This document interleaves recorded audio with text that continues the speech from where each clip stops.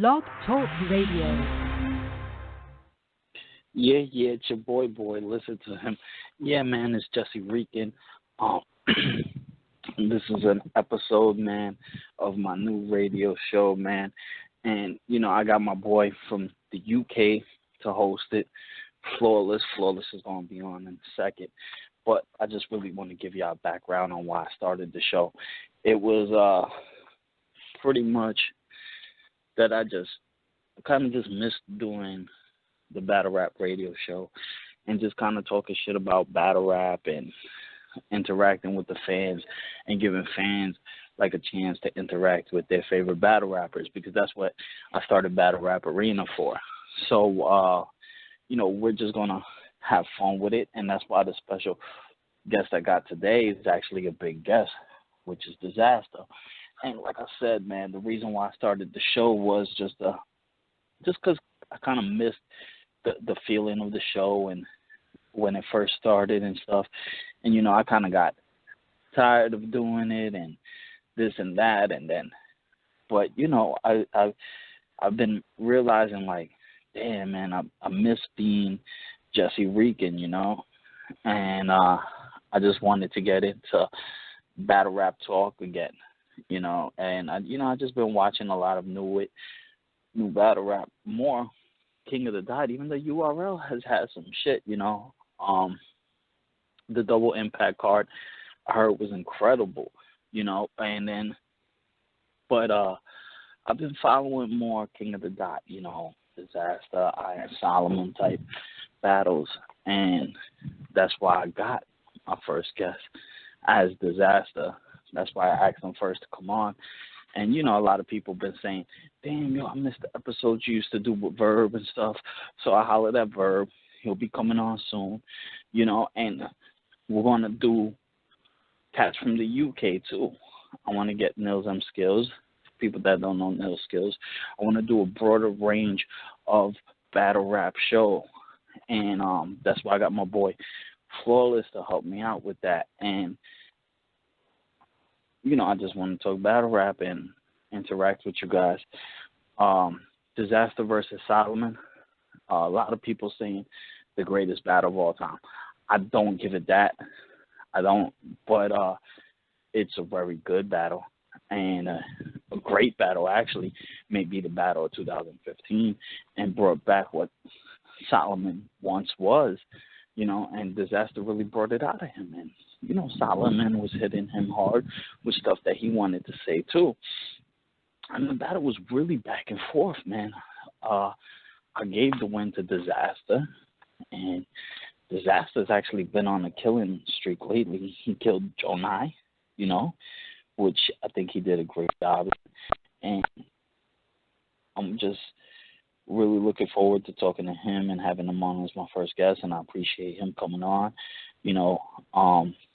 with the history we've had and stuff. I was like, yo, would you come on? He's like, of course. So I asked him to come on as the first guest, and, he was more than happy to do so. So that's why we got him on as the first guest. And he should be on shortly. He called me and said that he's going to be like around the 12:30 mark. He should be calling in, and but he's definitely down to call in and chop it up for like an hour with you guys. And we should get back to what the fans interacting with their favorite battle rappers. Like I said, hit Arsenal up. He's down to come on. Hit a few of these cats up, and they said, yeah, Goods. I know people love the Goods episodes too. Goods said he's down to come on. So, I'm not trying to compete with my old show in any way. Battle Rap Arena was what it was, but I just want to talk about battle rap once again. And that's the purpose of this show, man. And like I said, to make it an international type show with my boy Flawless helping me out there. He should be on any second. He's actually running the boards right now. Let me see. Actually, Oh, Flawless, you there? He said he's on the line. Hold on, give me 1 second, guys. Got this technical difficulties again.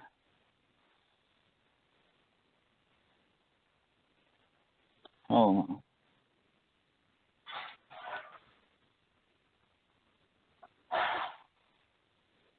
Flawless, if you're on the line, I can't hear you, bro.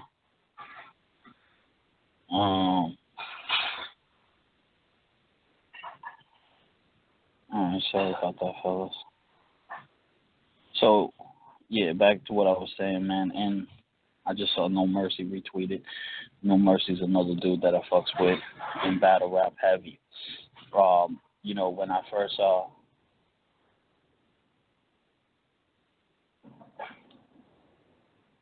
on, I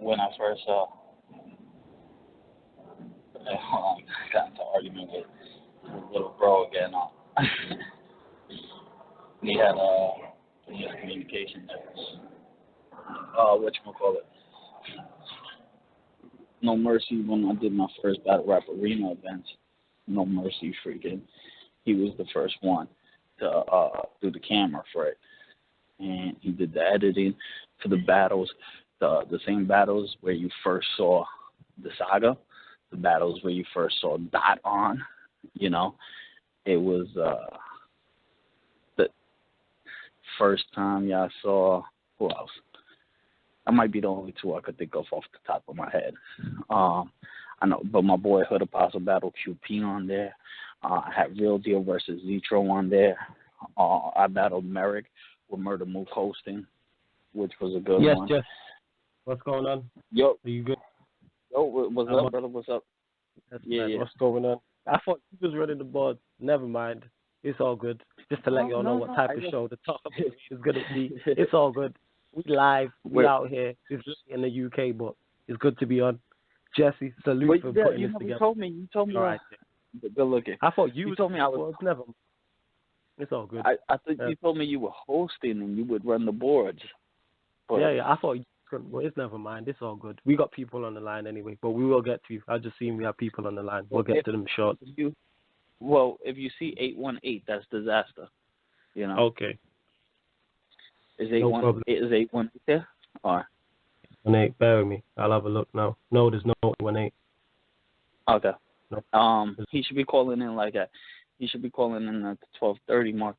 Yeah, man, I'm kind of dying out here, man. On my first show back, needed the help, brother. That's why I'm here now, innit? So we back. Like I said, I heard you explaining to the people why you brought the show back and what the show is. But yeah, let me just obviously touch on that. Talk about radio is an international battle rap radio show. So obviously you got Jesse over there, the radio god in the US. You got me over here, Manchester, UK. So we'll be getting guests from both the US and the UK as well. So depending on the guests we get, will depend on the time that we do different shows. We haven't fully sorted that out yet. But yeah, that was me just touching on what you were touched on. Right. No, absolutely, man. And you know, we want to bring people back. Oh, and I'm battling this Saturday. Okay, we'll let you get that off in it. We'll let you get that off, and then we'll get into these callers before Diz gets on. Go on, continue. Go on. Yeah, shout out to Homegrown Battle League and Zetro the Great. Always fucks with Zetro. He's given me battle. I battled Zetro before. He's given me a battle over there in Connecticut and Foxwoods. Also have a dope ass main event. Cortez versus QP. Real Deal versus Bill Collector. And my boy Zetro's battling Clean Paper. So you know, we got three great battles on that card, and it's not like no, you know, run of the mill battles neither. It's actually names. You know what I mean? So I hear that. Who's on the card? Tell the people. I just said who's on the card. Cortez versus QP. Okay. Real Deal versus Bill Collector. Clean Paper versus Zetro. I'm battling some dude named JKLZ. And the rest, and I don't know the rest of the card on top of my head, but they're Connecticut dudes, up and comers. They're dope though. But I think the main event is fire, in my eyes. You know, Okay. so Yeah, but we got to check tell it the out. people twice. Talk about it, Jesse. Talk about Yo, hit me up for it. details at Foxwoods. It's gonna be in Foxwoods Casino, and Talk about it. it's the casino, so I'm gonna be playing my craps and my blackjack, and Talk about it. so let's do it, Get that man. nigga Let's dressed. do it. Talk about it. Okay. What do you want to do? Obviously, we have Dizaster coming on. Do you want me to fly out to the boards now before this comes on? Get to these callers? You could take a couple. I'm sure most of them are there for Disaster, but you could take a couple. Proper. Yeah, we'll see what's going on. All right, then we'll do it. I love doing this part of the show. Hopefully, I don't mess it up. Here we go. 973, you're live on Talk About It Radio. 973, you there? Yeah, I'm there. I'm here. Yeah, what's going on? Good, good. I'm just waiting for Dizaster. Who you joining for this? Yeah. All right, It's we'll all get good. to you All on right. this. Man. Yeah, we'll put you back Give in. us I'll like mute you that. back anyway, man. Respect for calling me, though, yeah? He called me. He's doing like a movie premiere or something. So, I guess he'll be on. Just to see what it's all about. All right. 780, you live on Talk About It Radio? Yo, was waiting for Diz. Listening for this as well. All right. My No bad. problem, man. I'll mute you back and put you back on hold. Respect for calling in, though. Appreciate it. See, that's the great. No, listen, that's the great part of doing a first show. Even if I've done a show before, that's the great part of doing a first show with a big guest. Because now I got the line waiting for Disaster. You know what I mean? So that's yeah, man. And so I gotta salute to Diz because as soon as I asked him, he was like, "Of course, bro." It's a yes straight away. Yeah, man. Salute to Dizaster for coming on. So yeah, you touched on let's get into the eyes before this comes on. We might as well get into the double impact card. Let's get into that because I thought that card was phenomenal. So what was you first see the card? I thought it was great 2-2 matchups. I wasn't there though, so I could only go by what I saw on YouTube. But I'm asking you first, like first seeing it, like because I ain't gonna lie, when I first seen the card, I was unbiased. I thought the card was fake. That's how good the card was. I didn't believe it was real. Then I seen the trailer and I was like, oh shit, like that card got me excited. Like I wish I could have came out to that event type shit because the card was that good to me. That's what that is. It was a dope card. I'm not nope. You know, I like the 2-on-2s, but I'm not. I'm not like the 2-on-2's biggest fans. So card though. Don't get me wrong. You know what I mean? Yeah, the card. I was like, but impressive card nevertheless, and the battles I saw, Cortez and Math. All right, let's get into the battles. Math and Cortez versus Verb. And firstly, I have to say it was great to see Young Gil back. Like because Young Gil was the first battle I ever watched on URL. Him and Surf was the first battle I ever watched. So, and Young Gil still is one of my favorite rappers. So it was good just to see him back in it. And obviously, you know how much of a bigger fan of Verb I am as well. So to see them two together was sick. And then it was good to see Matt back as well. It was very good to see Matt back. The funny part is I didn't even think about it. I didn't even think about that.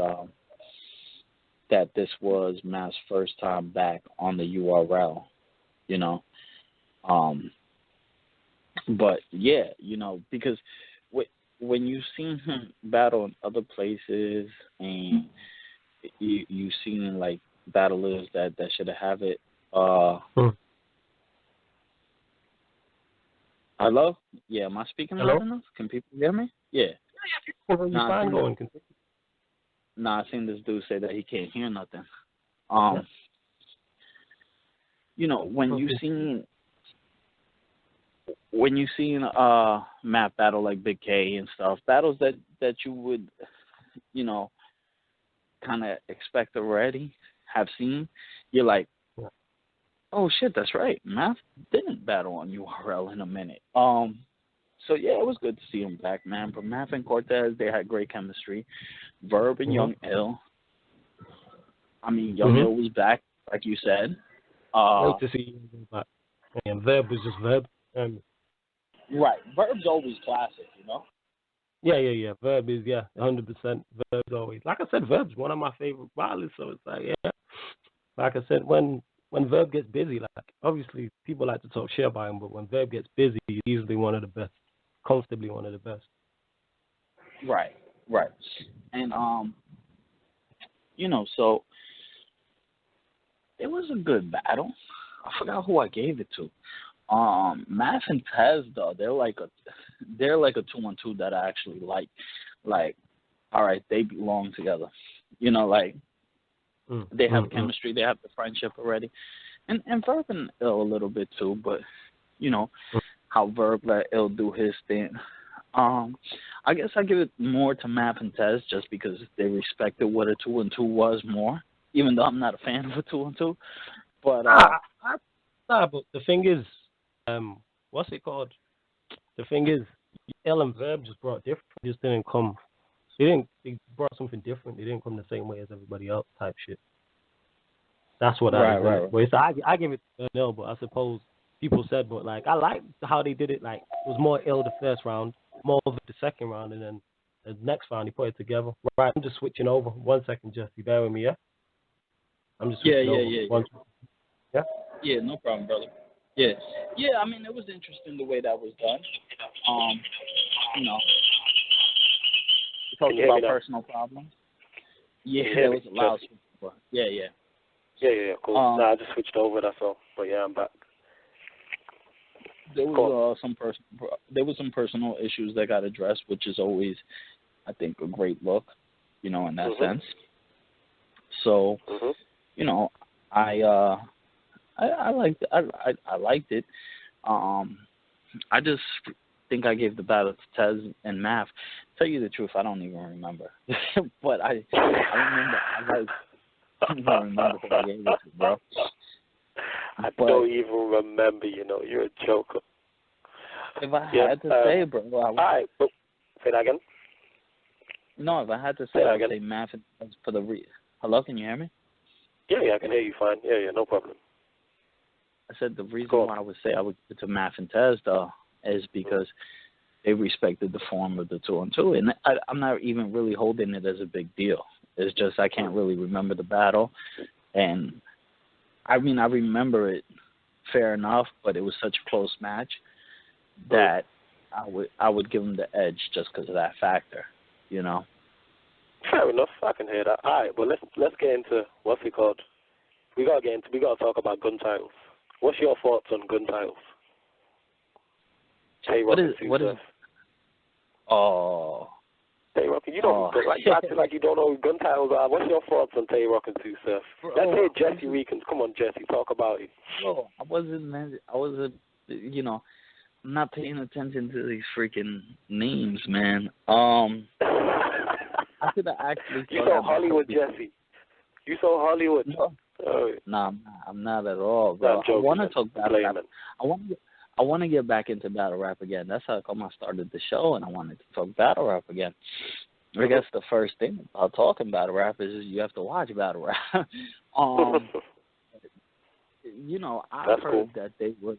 I heard they were the most amazing team. Have you not wait? Have you not watched it? Have you not watched the battle? I haven't watched it. How have you not watched it? How have you not watched the most talked about? That's probably the most talked about round this year. Like that had people going crazy. Over Dizaster Solomon? Yeah, like that round was the most, like that round, like people was talking, obviously we know people gas it, but before the battle dropped on the night, people were talking about gun titles being the best 2-on-2 team ever. Obviously that's over the top considering the battle hadn't dropped, but that's how much it was talked about, and it was a mixture, like, because they was cold, like they was electric, like on camera, like Tay-Rock and Sue Surf. Some certain parts were gassed, but I rate them both, but they were electric. I mean, like that before the cut, after the cut, like it was electric. Trust me. I mean, like I gotta see. It was. So all right. So what 2-on-2s? Obviously. So you watch Math. You watch MYB versus STL. You haven't watched Gun Titles versus NWX. What other did you watch? Any other 2-on-2 that's dropped? No. Have all the battles dropped? Nah, not all of them. Wait, No. There's still a couple. Oh, okay. They dropped B Magic, Chilla Jones, and Questman, and then they dropped I think it was Chess and Steve. They haven't actually. I'll tell a lie. Yeah, Chilla Jones and B Magic was the last one that dropped. Yeah. Nah. That was the last one that dropped. But I can't believe you haven't seen gun titles and whatnot. Yeah, but I bet if Murder Mook was in the 2-on-2, you would have watched that, innit? No, of course, but I'm gonna watch this. I swear. By next episode, I will watch it and I'll come back with if they're the best. Yeah, man, you need to. You do. You're right. You do need to watch it. What's good? What else you got for me though? What else do you want to do? All right, since this is coming on, we might as well discuss. I know you want to get into it, so we might as well discuss Dizaster versus Iron Solomon. What's your thoughts on it? And what did you think of Diz? And what did you think of Iron Solomon? The funny part is, did you watch the battle? Yeah. I did watch the battle, yeah. Okay. The funny part is, Solomon had told me his third round in just verbal form, though. Like, I was at EO Dub one night, and he told me, yo, I don't like this because blah, blah, blah. And he said his third round to me. And, you know, he said, bro, he did this and he did that. So when I heard the third round, I was like, oh, shit, he actually said it, right? It's fucking crazy. I don't know if it's true or not. It's, it's probably a little exaggerated. But that battle, the back and forth, like, of, Diz said some truthful shit there. And, Solomon said some truthful shit on his side. But what I respect about the battle is that, Diz actually, and I'm going to tell Diz too when he comes on the show, is, in my sense, it's funny because Diz was the one chasing this battle for years and actually got higher than Solomon's position. So now he didn't have to give Solomon this shot no more, But he gave it anyway. New fans don't even know who Solomon is, That's that's a fair point because I'm what you can class as a new fan because I'm from the URL era, so it's like to me Solomon is obviously I know of Solomon because I know there's certain people who were watching who put me onto battle rap were watching it before that, so they tell me about Solomon, so I knew he was a legend. But in terms of I can't quote you a Solomon line. And that's not saying he's garbage. I'm just saying I haven't watched much to him because I'm from the new era. So that's what I is. Right. Yeah, so that's what I is. It was it's funny that he actually gave him the shot, in my opinion. I don't know how it all went down and whatnot. Dizaster just texted me. He's headed home, almost there. So he's about to call in. All right, cool. And salute to everybody who's listening in, and salute to everyone who's on hold waiting for Dizaster to call in as well. Listen to me and Jesse. This is Talk About It Radio. Jesse will get the hang of the name shortly. It was my idea, so but Jesse's out there for the show, though. I'm sorry. Talk about it, Jesse. Talk About It Radio, man. I'm sorry, I did blank out on the name. Talk About It Radio. But Talk About It Radio rolls off the tongue, doesn't it? But you know what it is, but not. I think that's more of an English thing. You do say talk about it, but I think that's more of an English. English. It's just a general, like, if you go out, if I say to you, talk about it, it's like, that's just a general term. Like, it's not no slang over here. That's a general term. Anyone can understand that. But that's like I notice when you talk to people, you say yes. You start off yes, yeah, that's normal. But nobody says yes. What's up, man? It's a UK thing.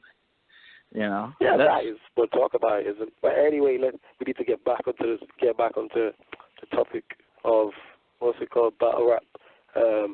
Mook Carlo. Do you think it happens? What happened? Hollow and Mook. Do you think it happened? Do you think that battle happened this year? I thought I was talking about something else real quick. Yeah. I was trying to get back into battle rap, that's all. I hope so, bro. Yeah, I also why, but do you think it happens, though? But you say, I seen an interview with Nobbs, and Nobbs was saying that he spoke to Mook, and Mook said he wants Surf before he takes Hollow. But I don't think he gets through. If he takes Surf, he don't make it to Hollow. Yeah, Mook's been wanting Surf. There's actually an episode on the War Report where Mook and Surf going back and forth at each other. Yeah, I was on listening to that. But Surf 3-0's Mook. And they were like, get this guy off the phone. He's twisted. You remember that? Surf 3-0 Mook. Surf 3-0, I'm sorry. Sir, I'm not trying to diss Mook. Like, I rate Surf 3-0's Mook, I'm sorry. But he doesn't. I mean, not in my opinion. Okay.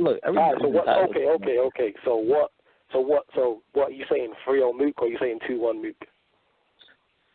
I think Mook wins. I think Mook has a crowd control and a presence about him but we haven't seen Mook get punched in the chin yet. He fucked up Loaded Lux when nobody. Lux ain't from this era though. As Rob said, he fucked up Loaded Lux. Yeah, Joe Budden concert. He's like he hasn't faced anyone from this era. That's just a freaking excuse. I'm so tired. Okay. I give Mook his props for that. Okay, he 3-0'd Lux, but Lux is not from this era. If he faces someone from this era, I think Mook's gonna lose badly. Hence why he's not gonna do it. Otherwise, why Mook is this is the thing. Mook and in the golden era, the era before this one, is regarded as one of the top guys. So if he came back in this era and beat all the top guys now, he'd be regarded as the GOAT. If Mook beats Surf and beat Hollow, he's the GOAT. Agreed? Oh, of course. Exactly. So why would you not do it then? Exactly my point. No. I don't think, and I can't speak for Mook. Maybe he is scared. I don't think Mook feels it necessary anymore. I think like Mook kind of say he already proved his point, because when he battled Young Hot, it wasn't even supposed to be Young Hot. It was supposed to be Reed Dollars. Yeah, but that's Young Hot, man. Like Young Hot's not on the level of a Surf or a Hollow. Like, let's keep it real. Yeah, but Surf and Hollow are two of the best in the world at what they do. So but Mook battled all the best in the world when Jay Mills was the best in the world. Yeah, I give him 100%. And I give Mook his props. Like 100%, I give Mook his props for that. Like in the era before this one, he was one of those guys. So it's like, now we're talking about in this era, he hasn't done anything really. He hasn't faced anybody from this era. And I'm gonna use your boy as an example, Floyd Mayweather. It's always gonna be like, oh well, but how about if he beats him, or how about if he beats? No. This is the difference, though.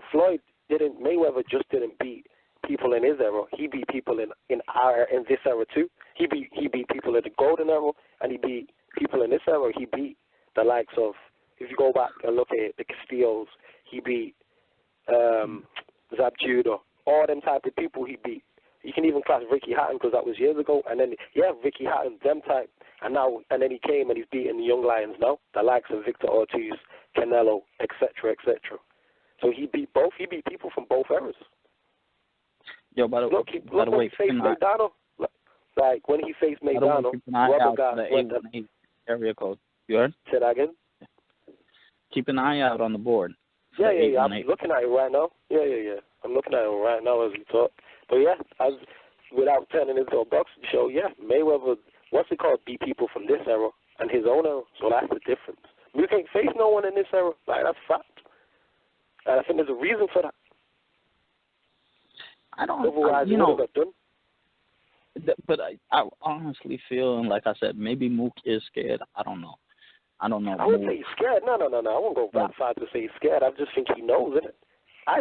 You battle, like, when somebody is a tough opponent. Like, Jesse, Like, if you get offered somebody, like, you battle, I battle. Like, if I get offered a certain person, whether this is going to be a tough matchup or not. And and he knows Hollow's going to be tough. Surf going to be tough. Hence why I don't take him. Because if he 3-0 go for them, you know what's funny? he'd be the GOAT. I'm not even interested in Mook versus Hollow that much. It doesn't make sense to me. I'd rather see Mook versus Clips. And I'll tell you why. Even Clips. You know, Clips is like the king of Harlem type thing. He fucked up Rex. Now you gotta come. Now Mook has to step in. And now Clips kind of died out because I feel like he lost to Lux. You know, that's my own personal opinion. Mm-hmm. So his name wasn't the same name of, like, when he fucked Rex up, that was amazing.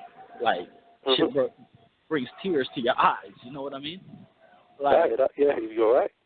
Yeah. Huh? I said, yeah, you're right. Yeah. Yeah, so I'm saying, yeah, you're right. I agree with you in that sense. I would have rather seen. I think Mook versus Clips is actually the better matchup. Tell you the truth. Now you tripping. There's no way Mook versus Clips is a better matchup than Mook versus Surf or Mook versus Hollow. You tripping, Jesse. You are tripping. I think you're the only person who believes that. If you say to most battle rap fans, out of these 3 matchups, rate the first, rate the one you want to see the most and the one you want to see the least. Mook versus Clips comes bottom of that. Mook versus Clips comes to the bottom of that. 100%. You tripping. I don't know. Why don't you do a poll? Right on Twitter. All right. Okay. We will. Yeah. You know what? We will do a poll. How about that? You want me to do the poll right now? With the callers, you mean? Nah, like when you say do a poll, like I thought you meant on Twitter. Well, yeah, we can do a poll with the callers. Yeah, we can ask the callers. Yeah. Definitely ask the callers. 100%. All right, callers. I can do a poll on Twitter look, if you want. Callers, we're gonna get Dizaster on, but real quick, just answer this question. List these in order: Mook versus Hollow, Mook versus Surf, Mook versus Clips. And what do you think is the best matchup in order? Now, yeah, rate them 1 to 3. How you want to see the most? I'm gonna put it up on your Twitter as well. I'm gonna put it over right now. You tripping? If someone agrees with you, they smoking as well. You know what I mean? Can we go to a caller? Oh, you want to go to a call? Yeah, we'll go to a caller right now. See if they're listening. All right, I'll put a caller back on right now. 973, you back live on the Talk About Radio. 973. Yeah. Yeah. Did you hear? Were you paying attention to the conversation me and Jesse was just having? Yeah. I think I don't want to see none of that. I want to see Murder Mook versus Dizaster.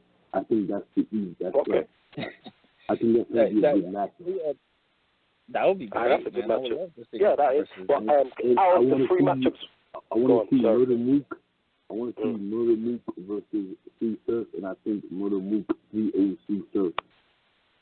Murder Mook, what? 3-0 C Surf? Yeah. Oh, wow. All right, we'll get into that later. But out of the 3 matchups we named, so you got Mook versus Surf, Mook versus Clips. Mook versus Clips and Mook versus Hollow. Can you list them 1 to 3? What you want to see the most and what you want to see the least? So one I want to see the most is Mook versus Surf. No, I won't be number 2. Mook versus Hollow. Okay, and Mook versus C. That's what I'm saying, Jesse. You tripping, man. All right, man. Thanks. I'm 973. I'm gonna put you back on hold. All right. Yeah. All right, man. Cool. Jesse, you there? Yeah, I'm here. Yeah, that's what I'm saying. That's what I'm saying, isn't it? Mook versus that'd be another one, but let's not go off topic. But it's like, you want to go out to another caller and ask them the same question? Go ahead. All right, cool. I'll put them back on now. All right. 780, you live on Talk About It Radio. Yo. Yeah, you there? Did you hear what me and Jesse was discussing just then? Okay. So first I want to see Hollow, then Surf, and then Clips. But I wouldn't pay to see Clips even. See, that's what I'm saying, Jesse. See that? That'd be whack. You called it. You called it. All right, you got that one. I feel like the better matchup is Mook versus Clips. That's my opinion. Yeah. Yeah, you just Jesse though, so that's no surprise, isn't it? Like, you different in it. That's what makes you Jesse. I just think it's a better matchup. I really do. I don't think. I think Hollow even said it before himself too. Actually, he did. we had Hollow on a Battle Rap Arena episode, and shit's got to be like 3-4 years ago. Hollow said, this is when he just came out of jail. He said, you know, like, he said, I'll battle Mook, but he's like, I don't even like the matchup. He's like, I don't even think it's a dope matchup, you know? And, you know, and then when I thought about it when he said it, I'm like, yeah, that's kind of true. Like, Mook versus Clips, they go together, you know? Like, Dizaster versus Solomon. The reason why it was such a good matchup. Mook versus Clips doesn't, like, it don't move me in it. Like, I ain't gonna lie. That's because Clips battled around the world in 80 days. You know what I mean? But if all right, I'll say this much. If you put him against Mook, the matchup, the outcome, okay? All right, I might be wrong. Not the most people want to see it, but the outcome is going to be that much we'll see. You know what I mean? Yeah, man. Salute to more of the callers calling in. I've just moved down. All right, we'll move over to these and see their opinions on it. All right, 714, you live on Talk About It Radio. What's your thoughts on what we're What's going on, man? Yeah, 714, you good? That's Kyle, hello? Right?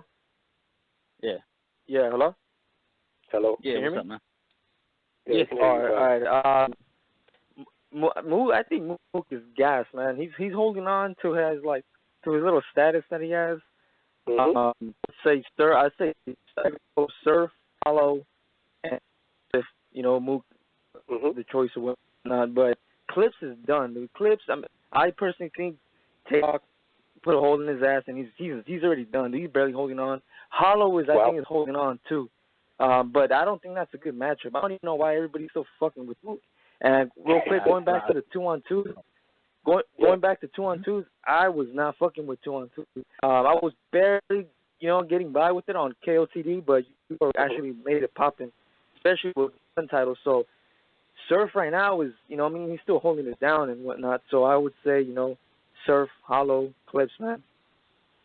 Surf, Hollow, Clips. All right, we'll put you. You want to talk to Diz? We'll put you on hold when Diz comes on. Yeah, we got more callers, so we popping off. We live. Talk about it, Jesse. Talk about it radio. Yeah, Talk About It Radio. 310, you live on Talk About It Radio. 310, you there? Hello. I put him back on hold. We got another one. 516, you live on Talk About It Radio. 516. Hello. You there? Hello. Yeah. Yeah. What's going on? Hello. What's going on? Yeah. Hello. What's your thoughts on what we're talking about? Oh, what are we talking about? We're talking about basically which matchup would you want to see most out of Mook versus Surf, Mook versus Hollow, and Mook versus Clips. Mook versus Hollow or Mook versus Clips? Yeah, or Mook versus Surf. Out of the three of them, which one would you? Well, can you rate them 1 to 3? What you'd want to see the most and what you'd want to see the least? I think Mook versus Hollow would be number one. Then Mook versus Surf, and then who was the third option? Yeah, Clips. Yeah, if you even can't give the third option, what? Charlie Jesse, man, you're the only person in the world that want to see that matchup, Mook versus Clips, man. It's Charlie. No, it's that's wow. It's the best outcome. What do you mean the best outcome? For who? If those matches happen, like the best outcome would actually be Murder Mook versus Clips. Who's the last person murder? Who's the last person Murder Mook battle? Low Deluxe, and he fucked him up. But that was a rematch. That doesn't count. Who is? Oh, that doesn't count. Before. I don't really rate rematches because, I think the great thing about that first, it's like Arsenal and Shotty Horror, right? That rematch was you want to make it happen again, but what a lot of people don't realize is you're not going to capture that moment like when they first went at it. Like it was a time and place when they were just both locked in and going at each other, and you know they own that moment. When you try to like rehash that or recreate that with rematches, I feel like the anticipation or the expectation was it's coming from like the first bout, from the first battle, that you know it sets you up for disappointment like second time around. So that's why I'm never a fan of rematches. I don't know. What do you guys think about that? Yeah, I agree. Like rematches, I don't see if unless the first one was a dud or the first one didn't, or the first one didn't live up to expectation. I don't see why you need a rematch. Like if it's a classic, leave a classic alone. Like to me, that's how Dizaster and DNA doing a rematch. Say again? Oh, by the way, Dizaster said 5 minutes, Flawless.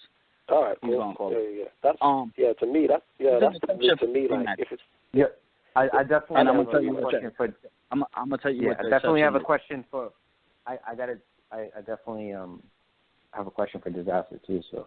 Okay, but we're gonna put you on hold when Diz comes on, but just wait on the line with us. We'll bring you back on. Yeah. I just wanted to let you guys know so you guys don't cut me off. Yeah, man, no problem. Thanks for calling in anyway. I'm gonna put you back on hold. Yeah, but back to it. No, wait. With the rematch, you were gonna say something, Jeff? Yeah. Yeah, there's an exception with rematches. The rematches could be classic if it happened in a different era. And the one and only rematch I really want to see is Arsenal and Hollow. Now, that battle I want to see. I want to see the Ars versus Hollow. No. Is that the one? No. Hollow is no. There's another guy. I forget his name. I'm sorry. I don't follow it 100%. I follow when I can. But who's the guy? He's like,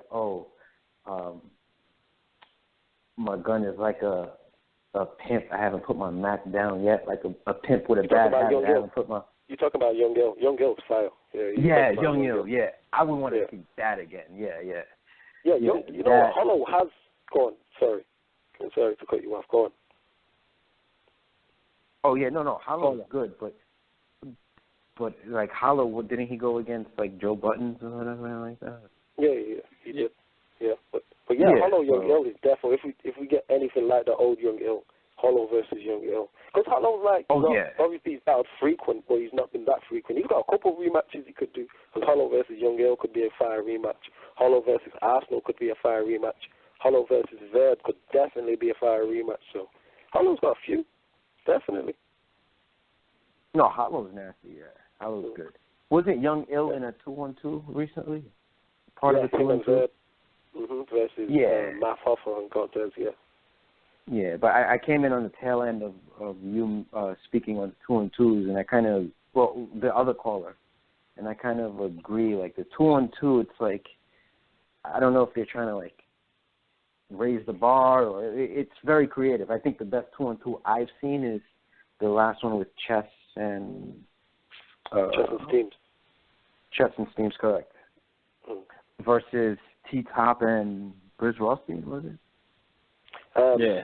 When did? Yeah. No, I think that was great. You know. So. I haven't seen that. Man. Yeah, that's I don't seem like user. I just like into the new cats, bro. I can't get into the new cat. I haven't watched Chess once, bro. Who battled Verb? Who battled Verb? Who was the one who battled Verb? Battled Verb win. What's that? Who battled Verb win? Who battled Verb when it was the PGs versus the new old school? Riz Rothstein. Oh, like they put a PG guy against like a big name, right? It was Riz Rothstein. Yeah, see, I thought Verb, to me, Verb fucked him up. Like, I can't get into the. There's a few new cats I like, and that's just because I've seen like the Saga's first battle was on Battle Rap Arena, so I seen Saga grow. But even to me, T-Top. When I saw T-Top, I was like, oh my God, this is the truth. You put me on to actually T-Top. Yeah. I was like, yo, T-Top is the truth. I think Chess beat T-Top in my opinion. I'm sorry. Like, that was a close battle because of the whole little choke thing, but Chester, I think, is very, like, underrated, you know? Like, I'm lying. I have seen Chester.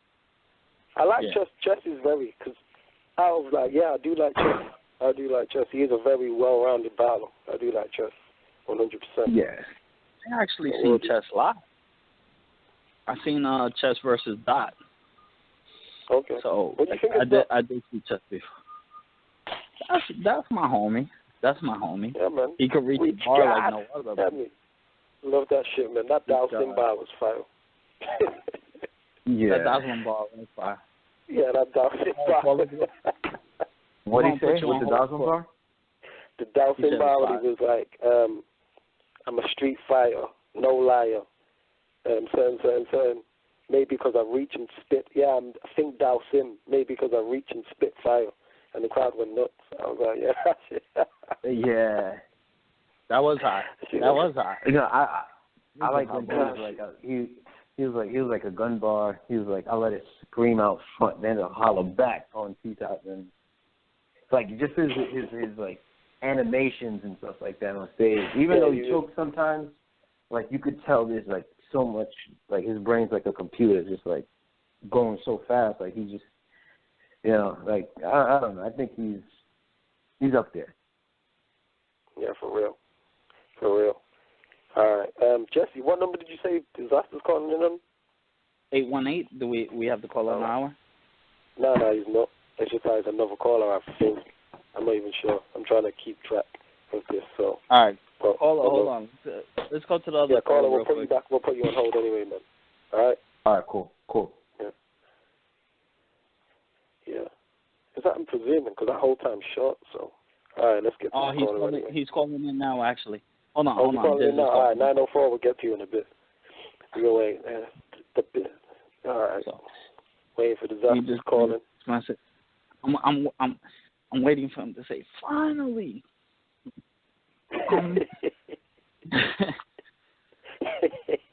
Back with Jesse Regan. I'm back on. Talk about it. I'm on. Talk about it. That's what I'm going to say in the background. Talk about it.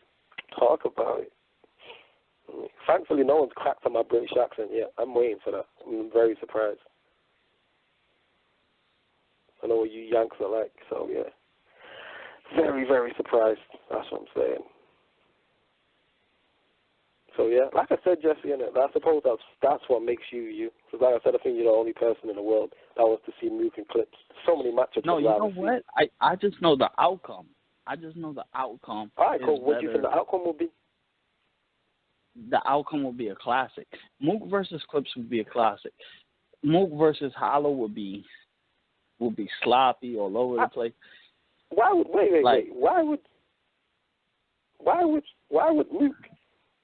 Mook versus Hollow be sloppy? What makes you think that? Hollow's the GOAT, you know that. Nah, the GOAT is calling in right now. Is he on? Hey, don't just because you call it. No. Hollow's the GOAT. I rate this, but Hollow's the GOAT. I'm sorry. He's not on yet? Nah, he said he just tweeted about to be live in 2 minutes. Call it. Okay. So he's gonna have the lines going crazy. Okay. That's my boy, Diz, man. Yeah. Yeah. I was like, yeah. But why would I don't understand why Hollow versus Clips. Hollow versus Mook would be sloppy. What makes you think that? Yo, well, hold on. Let's talk about the guest of the hour first. Okay, let's talk. Let's go into this. All right. I'll let you introduce him. You know why I didn't like Diz at first, though? Is because I looked up to Jin, because Jin was, like, the first person I saw, like, that used to just kill cats on, like, Freestyle Friday and stuff. And my boy even had Jin on the CD. So I got mad at Diz when he used to diss Jin and shit. And I swear, I like a personal grudge off of this shit. I was like, I never even met Jin or nothing, And I was like, oh, man. I was like, bro, nah, man. You freaking diss Jin. And but this is mad cool, bro. And then when I got over that fact, I was like, This is nice, you know. I hear that. Yeah, I'm just still, just waiting for him to call in or whatnot. So that's why he didn't like this. You're a character, Jesse, aren't you? Well, you're a character. yeah. That's what makes you such a radio god. That you're a character. That's what I is. I held people in high regard. You know what I mean? Like, I hear that. But Mook versus Hollow would just be, Hollow would be like, it would be a weird matchup. I'm telling you. Why would it be a weird matchup when it's two niggas who want to battle each other? Why would it be weird? That would just come out ugly. Like, people would have been like, that battle wasn't that great. You know what I mean? I disagree. Mook could come out as a classic. Are you Jesse, are you sure that Dizaster's 818, or we just got more callers calling in? Because the phone lines are lighting up right now. That's this. Say again? 818. 818 is cool. All right, cool. Well, we got that. Well, salute to everybody. Obviously, this being our first show, salute to everybody who is reaching out, and we appreciate it, type thing. So, well, that's because of Dizaster, so salute to him. Yeah, obviously when Dizaster comes on, I'm respect to him, but salute to everyone. Like, people don't have to fuck with it, so it's like salute to Dizaster, salute to everybody listening and whatnot. We appreciate it. Yeah, man, 100%. But yeah, like I said, you want to talk? Yeah, all right, let's talk about Diz and Mick. I think Diz washes him. But well, hold on, don't keep Diz waiting. Put him on. Nah, I said what? Is Diz on? It's not on you. 818? Nah, there's no 818. There's no 818. Oh, you saying? Are you sure? Nah, man, there's no 818. I'm looking up it now. There's no 818. Oh, so he just got the show going crazy. Okay, I got what you mean. Yeah, salute to Diz, he's got the phone lines lighting up right now. I never said he want to talk to you. You're a battle rap radio legend, Jesse. You forget that. And beefing with Angry Fan and all sorts. You forget all that. That's what that is. That was funny. Jesse left it. Yeah, that was hilarious. You lost 2-1, but it's all good. I mean, I was actually talking about joking, the truth, though. I'm joking, Jesse, man. It's all good. I'm joking. It's all good. Oh, yeah, here we go. Here's the man of the hour. We got him on. Do you want me to introduce him, or do you want to introduce him, Jesse? Yeah, you could. Let me hear how you introduce him. Go ahead. All right, anyway, this is the first episode of Talk About It Radio, and we're about to welcome our special guest. I really hope he likes this intro. Dizaster, you there? Yeah. Yeah, man. Respect, salute to coming on first and foremost, man. We appreciate it a lot. Thank you, man. I appreciate it, too. Yo, Diz, you got to do first. What's good? Hold on. Let me put this headphone on real quick so I can hear you perfect. Okay. God damn. Oh, can you hear me? Yeah, we can hear you. What's up, man? Yo, Diz, nice. You got to do finally. I'm talking to Jesse Regan again, or something. I gotta do one of those right now. Damn. Give us something. Damn.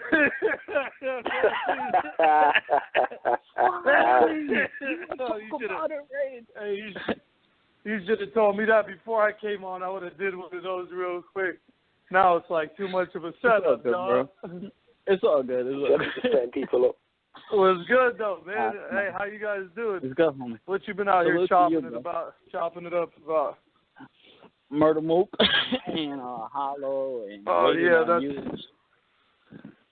You guys are all it up though. But well, first of all though, man, I told Flawless this. I said, you know why me and Diz like have a mutual respect or like each other and shit too is because we're so passionate about battle rap and our knowledge runs deeper than a lot of.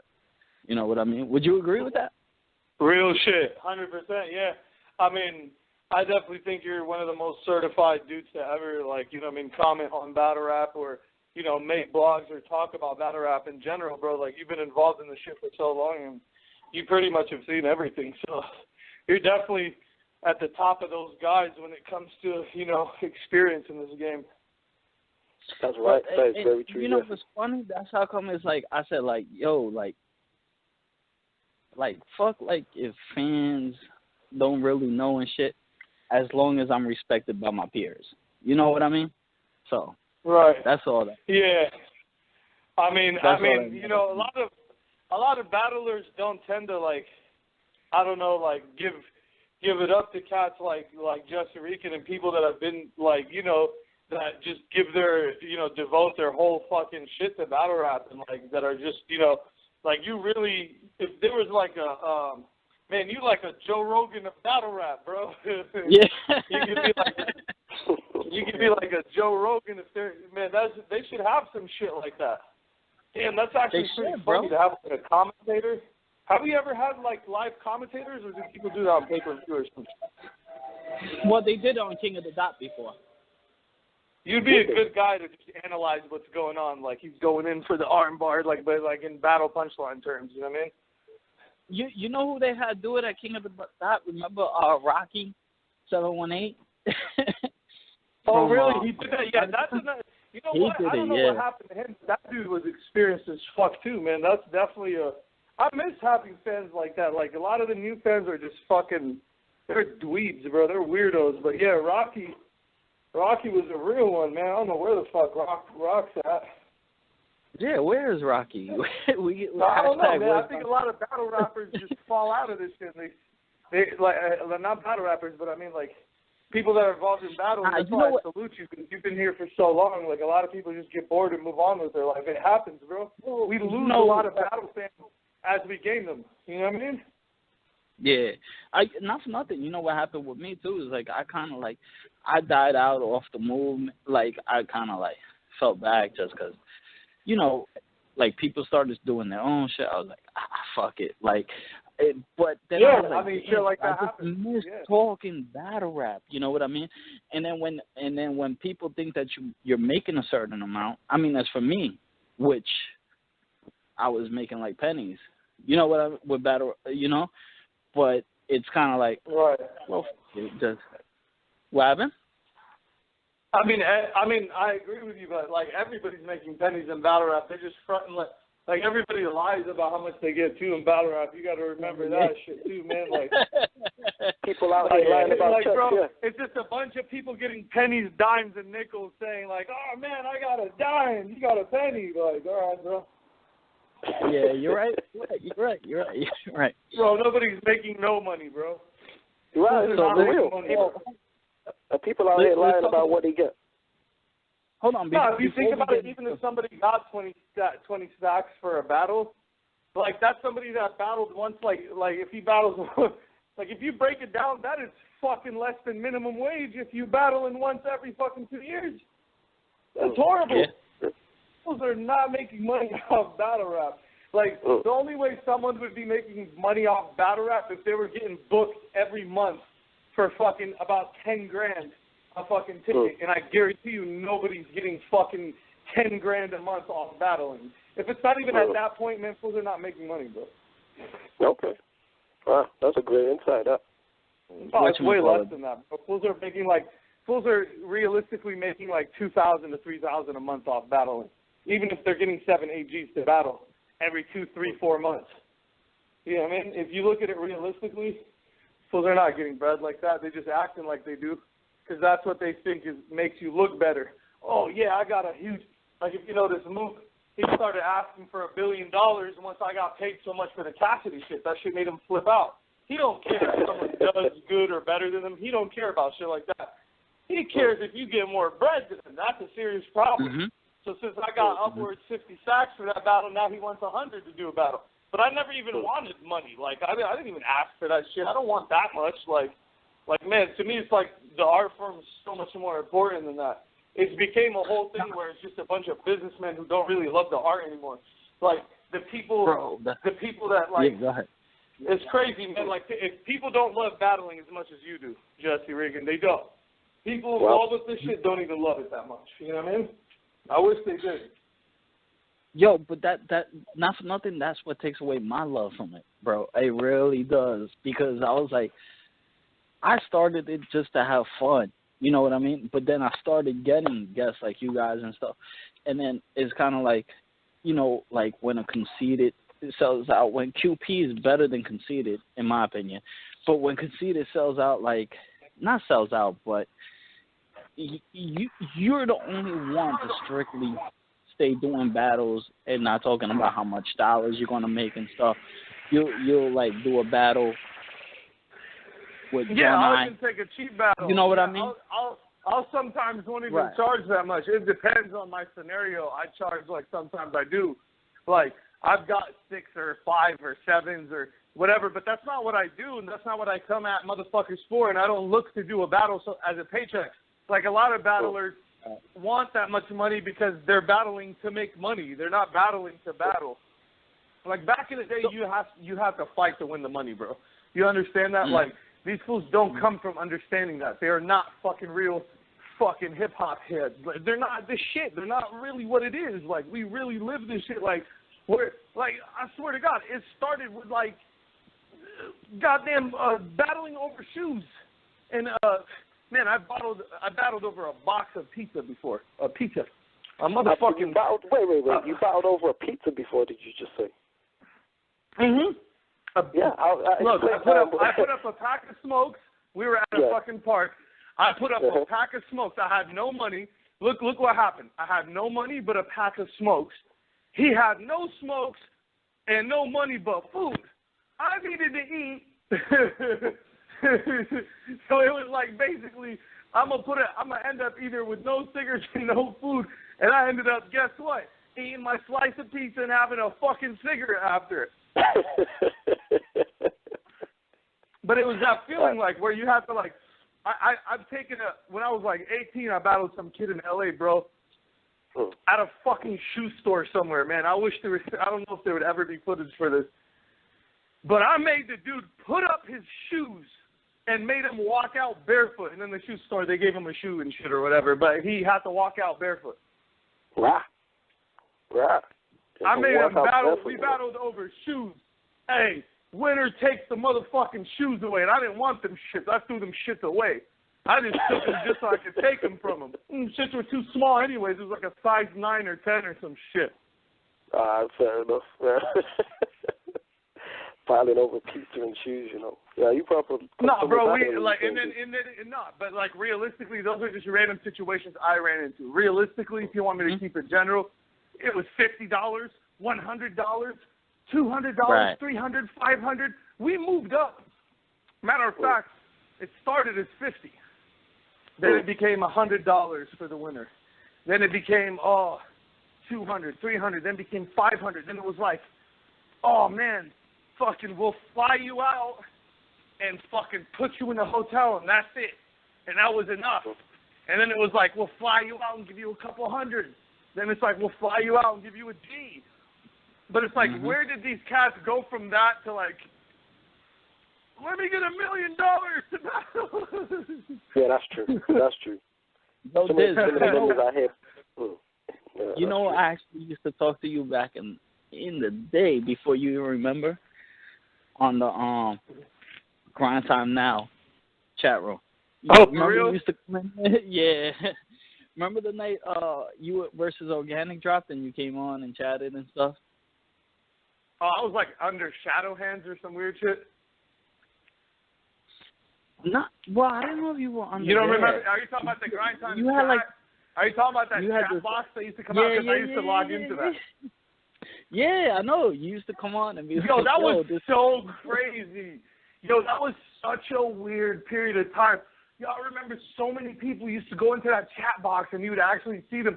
What happened to that style of chat box? That was kind of nostalgic, man. I wish I could see that again. I liked it, bro. And then URL. Hell yeah, we used to start little profiles. The URL had one. Hey, no, that was cool, man. I used to do like little profiles and shit. And fucking, I had a Shadow Hands one. That was my name. Like, I used to like go by all these other names and shit. Yo, bro. But you versus Solomon, man. First of all, Rap Grid put out like Classic of the Year, they put out 4 battles. I forgot what the 4 battles were, but it was Rum Nitty versus Av, Danny Myers versus, I forgot who it was, and I think that 2-on-2 was there, Flawless. Yeah, the gun titles, the NWX. Yeah, and then Diz versus Solomon, and you guys are in lead on that for Battle of the Year in 2015, man. And personally, like, to me, I that's mean, like, it was so huge. Like, honestly, like, bro, it got 1 million views on Facebook in 2 days. Like, people don't understand, like, because, you know, our battle scene is so, like, close-minded cult. They only pay attention to YouTube. So they think, like, whatever success a battle does on YouTube is the most what it does. They don't know how far shit goes. So I couldn't go anywhere in the Middle East after that shit. Everybody's attacking me about that shit. Like, I'm telling you, people are coming at me from all angles. Jews, Arabs, everything. Like, I made everyone flip out. Sure. You know what I mean? It's like, it's some real crazy, shit, bro. CNN approached me about that shit. Put it that way. Wait, I told them I'm not doing. CNN approached Yeah, bro. you I even put up an Instagram post about it too. I have the card. The girl gave me her card when I was in Dubai. A girl from CNN came up to me. She's like, "I'm with CNN. Here's my card. We want to interview you about your last battle because we've been hearing about it and it's been buzzing."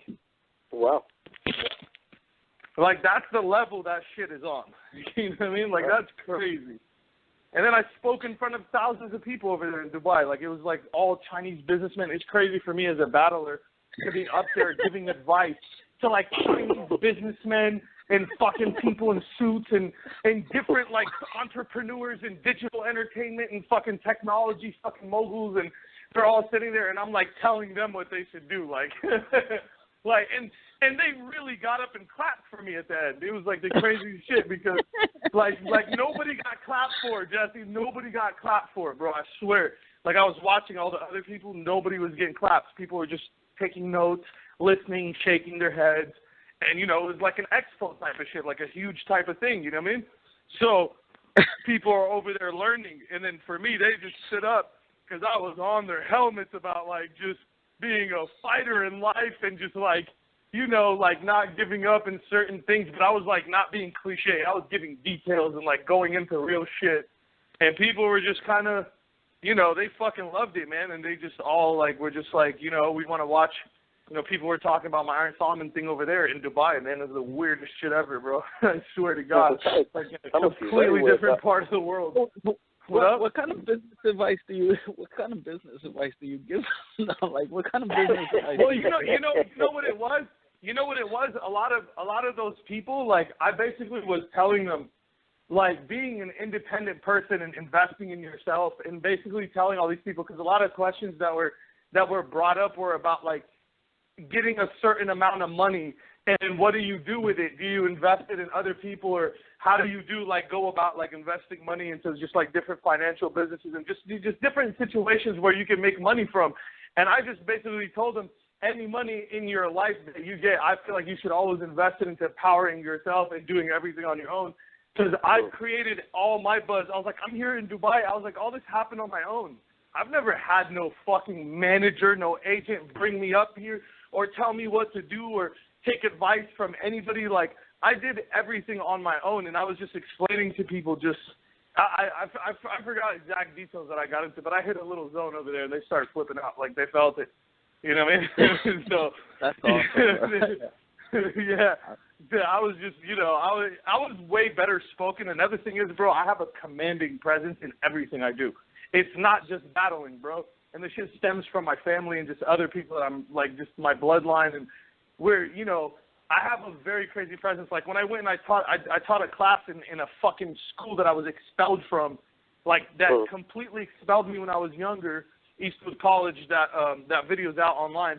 Bro, I'm up there in a suit, and I taught the whole school, 400 kids in front of me, bro. I sat down and broke down to them battle rap and, like, taught at a school, like, academically, like, taught rhyming and battle rap and breaking shit down and having purpose in what you're saying and, you know, telling people that came in there that were rapping about things that were not them, like, you're not about that life, don't talk about that type of shit, like, almost like this is what you should do. And, you know, some girls came up and had some powerful, like, you know, empowering women shit. Like, and I loved it. Like, and I was just like, yo, like, do your thing. Like, it was just really crazy breaking shit down on that level, like being a battler.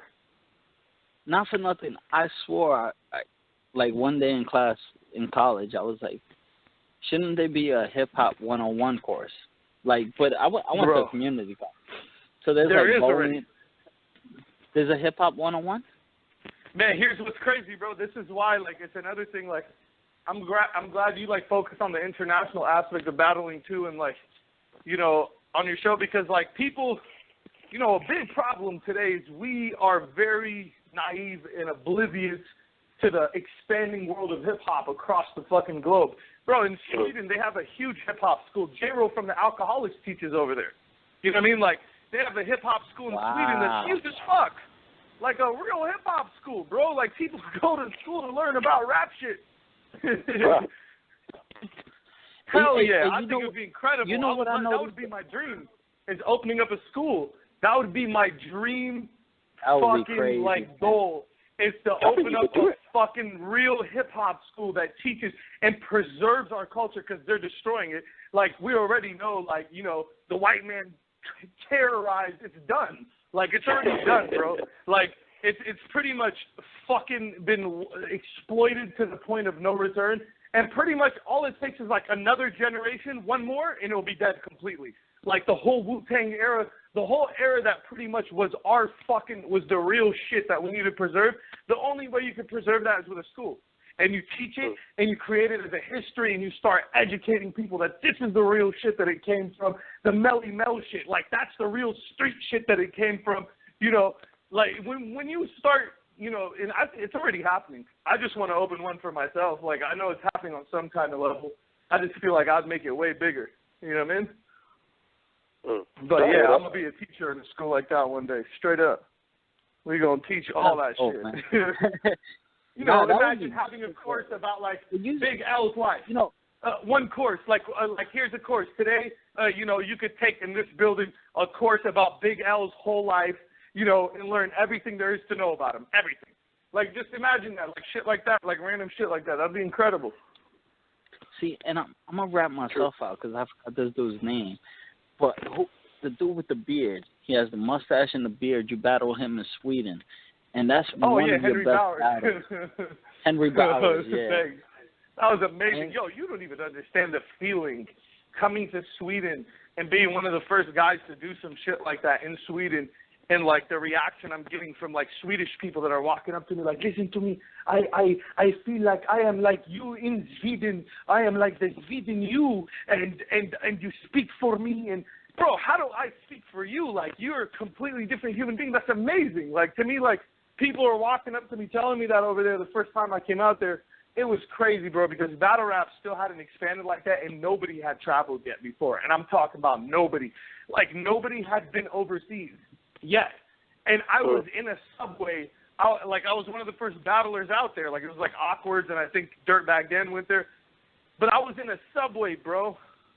And people some fucking people recognized me in the subway my first time out there. And it was like, bro, we're talking 2010 or some shit, or even earlier, like 2009, where it was unbelievable. Like, seeing, like, they wanted to take a picture in the subway on the train and all this shit. I was like, man, this is fucking nuts. I think the part where that happened to me, like, where I was like, oh shit, where I got a little bit of recognition was Summer Madness too, with that huge ass line. And then when I walked and people were like, oh shit, Jesse Rican, what up, Jesse Rican? Yo, can I get a picture? Yeah, man, 4-ounce Jeff. Talk about it. 4-ounce Jeff, man. You a legend. You got a 40. Yo, you and Norm are funny as fuck together, man.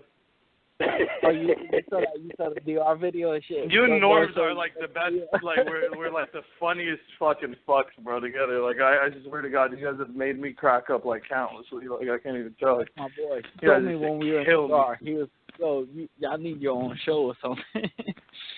Bro, the way you guys used to get on each other was incredible. No, the way he used to get on me. I know. He used to just, bro.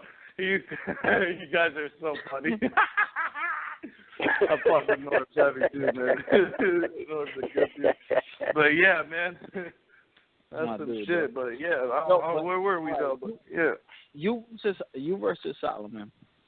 Yeah. Craziest battle of the year possible. You know what's funny?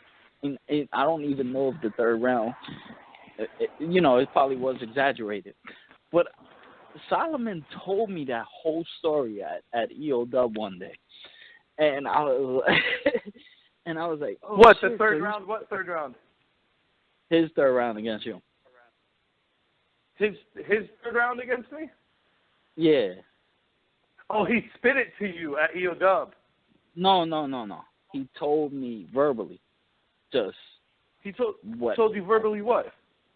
What that Dizaster did this, and he just said it verbally, not in like lyrical form. Oh, what I did in my third round? Yeah, like the reason why he had a grudge against you, because he I don't know, he really got pissed at you calling him out against No Can Do. Oh, that's what it was. Yeah, no. Oh, now I get what you're talking about. I thought you were talking about the actual battle. You know what it was? No. I'm talking about years ago. Yeah. Yeah, you're talking about the No Can Do shit. I only called him out, honestly, because, look, the way I looked at it, bro, I felt like I should have been battling him back then. I feel like me and him had the biggest fucking contrast in styles, and I just felt, hold on one second, let me just buzz this motherfucker in real quick. Hold on. No worries, man.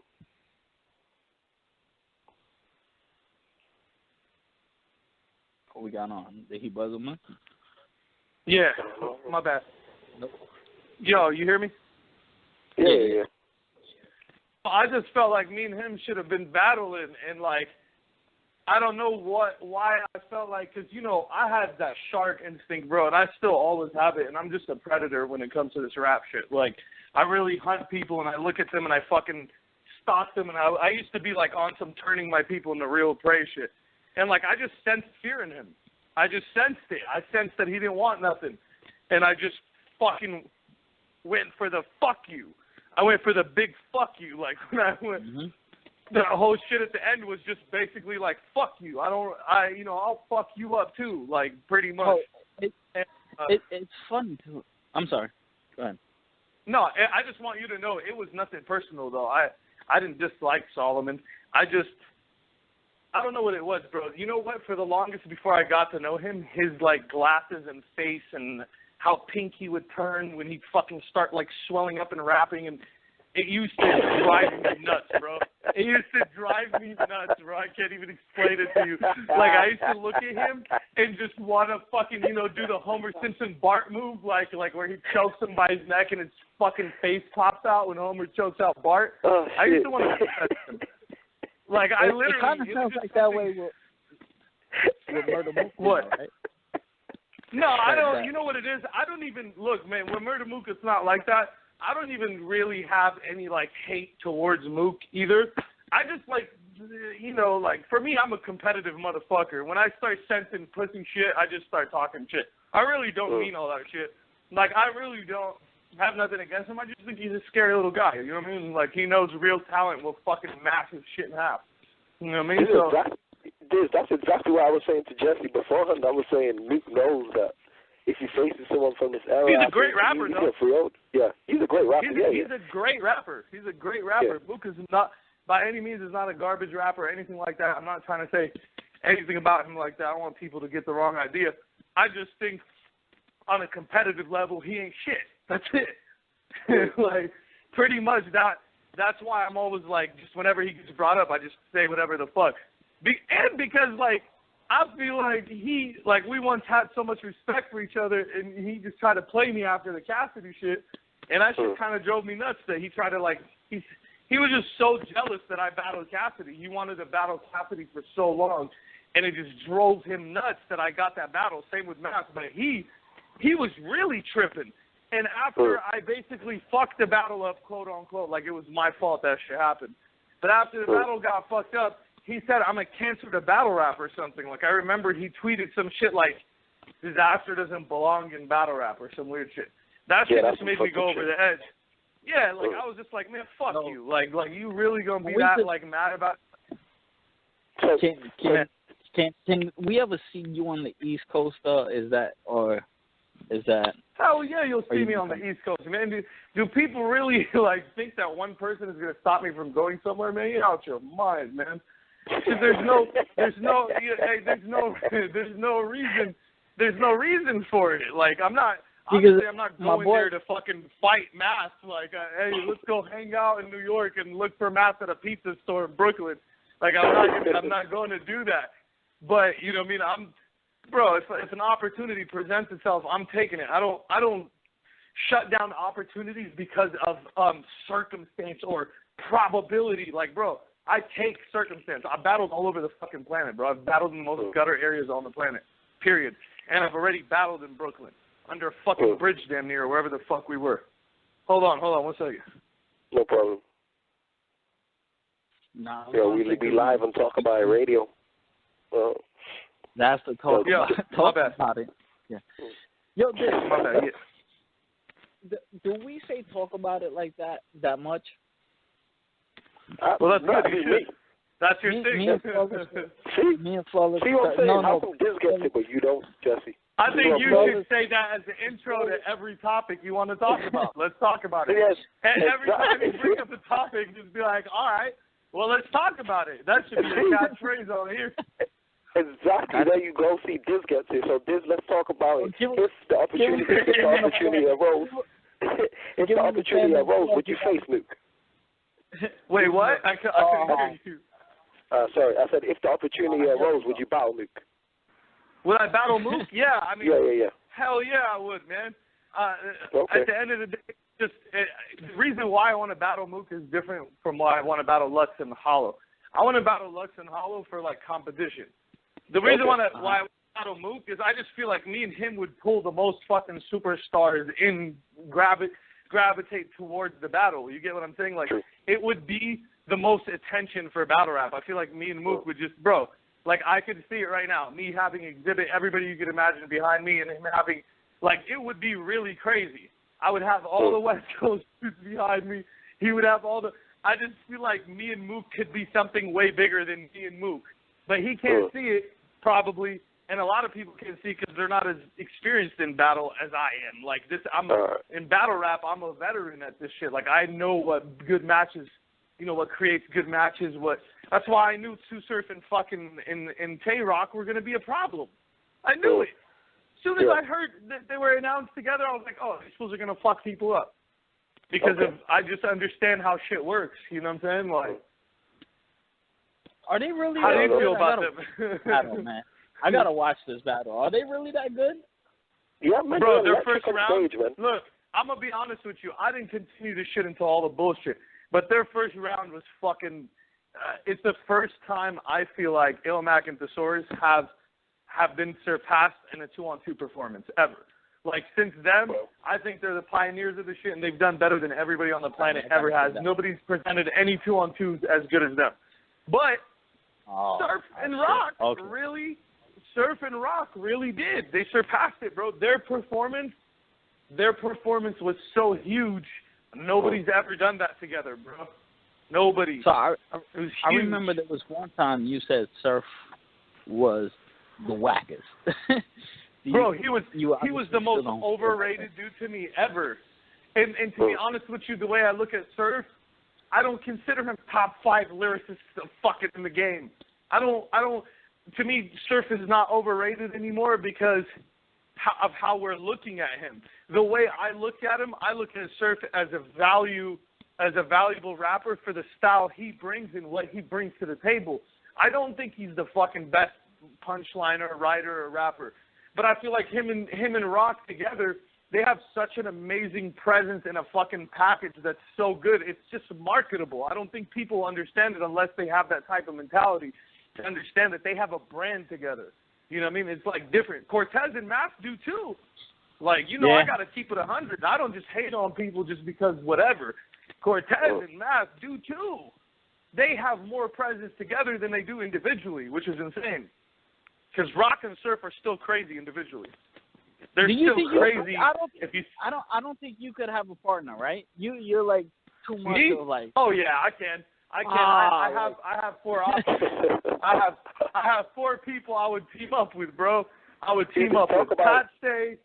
I would team up with Pat Stay, with Iron Solomon, Hollow, and Daylight. Those are the 4 people that I. Those are the only 4 people I would team up with, though. I can't even see that working out though, because I see you getting so caught up in your momentum that you'd be like, no, let me go. Like, no, you know what though? I know how to tone my shit down. I mean, you could tell. I fit in with that weirdo Cyanide. You know what I mean? And you know, I don't want to call him a weirdo. You know, he's probably fucking somewhere fucking right now. I don't know what he's doing. He's probably, you know. I'm not gonna diss him like that. I get what you're saying. You've done 2 or 2. He was a weirdo to me because I didn't really fucking know the kid, and you know, that was his moment. Anyways. So, like, he just, you know, I had to fit in with that guy. Like, and that shit was the hardest thing ever. I had to, like, rap with my inside voice. So watch my WRC battles. I'm like, yo.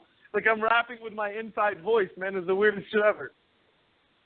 Sure. Like I'm saying, and I think you and Hollow would be something. I think you and Hollow would be immense. Like, I'm going to put that out there. Like, I'm going to say that. I hope y'all make that happen. I think it would be the most destructive shit that you've seen since Ilmac and Thesaurus being together because the thing is, I feel like me and Hollow would provide something. If we ever teamed up, it would be so different because we could literally create something that me and him both don't understand. Like, if me and him just snap on somebody, me and him don't really know what would happen if we just snap on somebody and just start playing off each other's fucking. Like, we could rap in the middle of any verse. If we fuck up, we could just play off each other. I just don't see it ending. We have the same style of writing, too. Like, I know because I talk to the motherfucker. We have the same style of writing. Like, we write alternate rounds. Nobody does that, bro. Me and Hollow come to battles with, like, 15 rounds with us. And then we could just start just putting fucking 4s and 8s. And there's no solid rounds with us. There's never been. And nobody could really do that, bro. Like, we don't come with solid rounds. Our rounds have holes in all of them. And just 4s and 8s, 16s and fucking 8s come out of nowhere and start just clicking in like Legos. You know, and like, bro, it's the most insane shit ever. Like, he's the only person that can relate to me on that level. That's why, like, I think Hollow, like, I respect him. You know what I mean? Like, people always know I respect Hollow. You know what I mean? Like, I just feel like he has that thing that will make another like fighter be like, damn, this fool has the same like elbow move as me or whatever. You know what I mean? Like, it's that respect where it's like we could pull off the same moves. You know what I mean? And there's a lot of great freestylers today. I'm just saying, me and Hollow are a little bit more than just freestylers. Like, y'all would be ridiculous. Pull a verse out of thin air.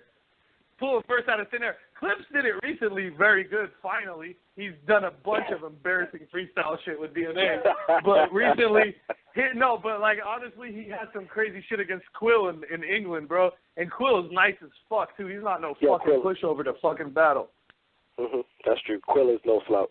Quill is no slouch. No, yeah. See, but, like, American fucking fans out here, you see, that's another thing why I'm, like, into the international market, and I want to go back to England, you know what I mean? I'm even willing to work things out with her. Because, like, bro, there's just a lot of talented people out there, man, and I need to find real opponents. I'm not looking for always popularity. You need to talk to Flawless. Hey, don't be throwing me in at the deep end, man. I ain't ready. I'm confident, but I ain't ready for this. Like, no. Give me a couple years of it. No. I'm saying he's talking about you setting it up, bro. You don't setting it up, bro. Oh, you mean me setting it up? Yeah. Yeah, we could draw. Hey, man, let's work on me coming back to England, man, because I'm all about that, man. You know, I fuck with England heavy, man. You from London, Flawless? No, I'm from Manchester. Oh, you from Manchester, right? Yeah. Man, you know, I battled out Manny too, bro. I've been everywhere, bro. I'm a real international killer at this shit, bro. When did you battle out in Manchester? Who did you battle? Man, I battled in Manchester twice. I murked Archaic's bitch ass in Manchester, and I battled Shoddy over there. I battled Shoddy off the top, though. I battled Shoddy off the top. That was my problem. Shoddy had 3 rounds for me, and I couldn't. It was my fault, though. Like, I took 7 battles in about, like, a 3-week span, right? So I had all these battles. No, it was like 4 battles, but 7 people to write for it because there was 2-on-2s. So when I did that, Shoddy was like the last person that I was battling on my battle tour that I did out in England and Sweden. So, like, I did like a mini fucking battle tour. So he was the last person. So I didn't write for Shoddy the whole time because I was busy writing for all these battles. But I'm thinking, I'm going to get to him. It's all going to work out. I'm going to have like 2 days. I'm going to write. This is all I need. Yeah. Man, we were still writing for the archaic shit leading up to the event, like 2 hours. So we finished for archaic and them 2 hours before the event where I'm battling Shoddy and archaic and all of them. You get what I'm saying? Yeah. Like, I battled both of them it was back to back. Like, Archaic, I forgot who it was. It was Archaic and somebody else was next to him. I think it was O'Shea or I forgot who.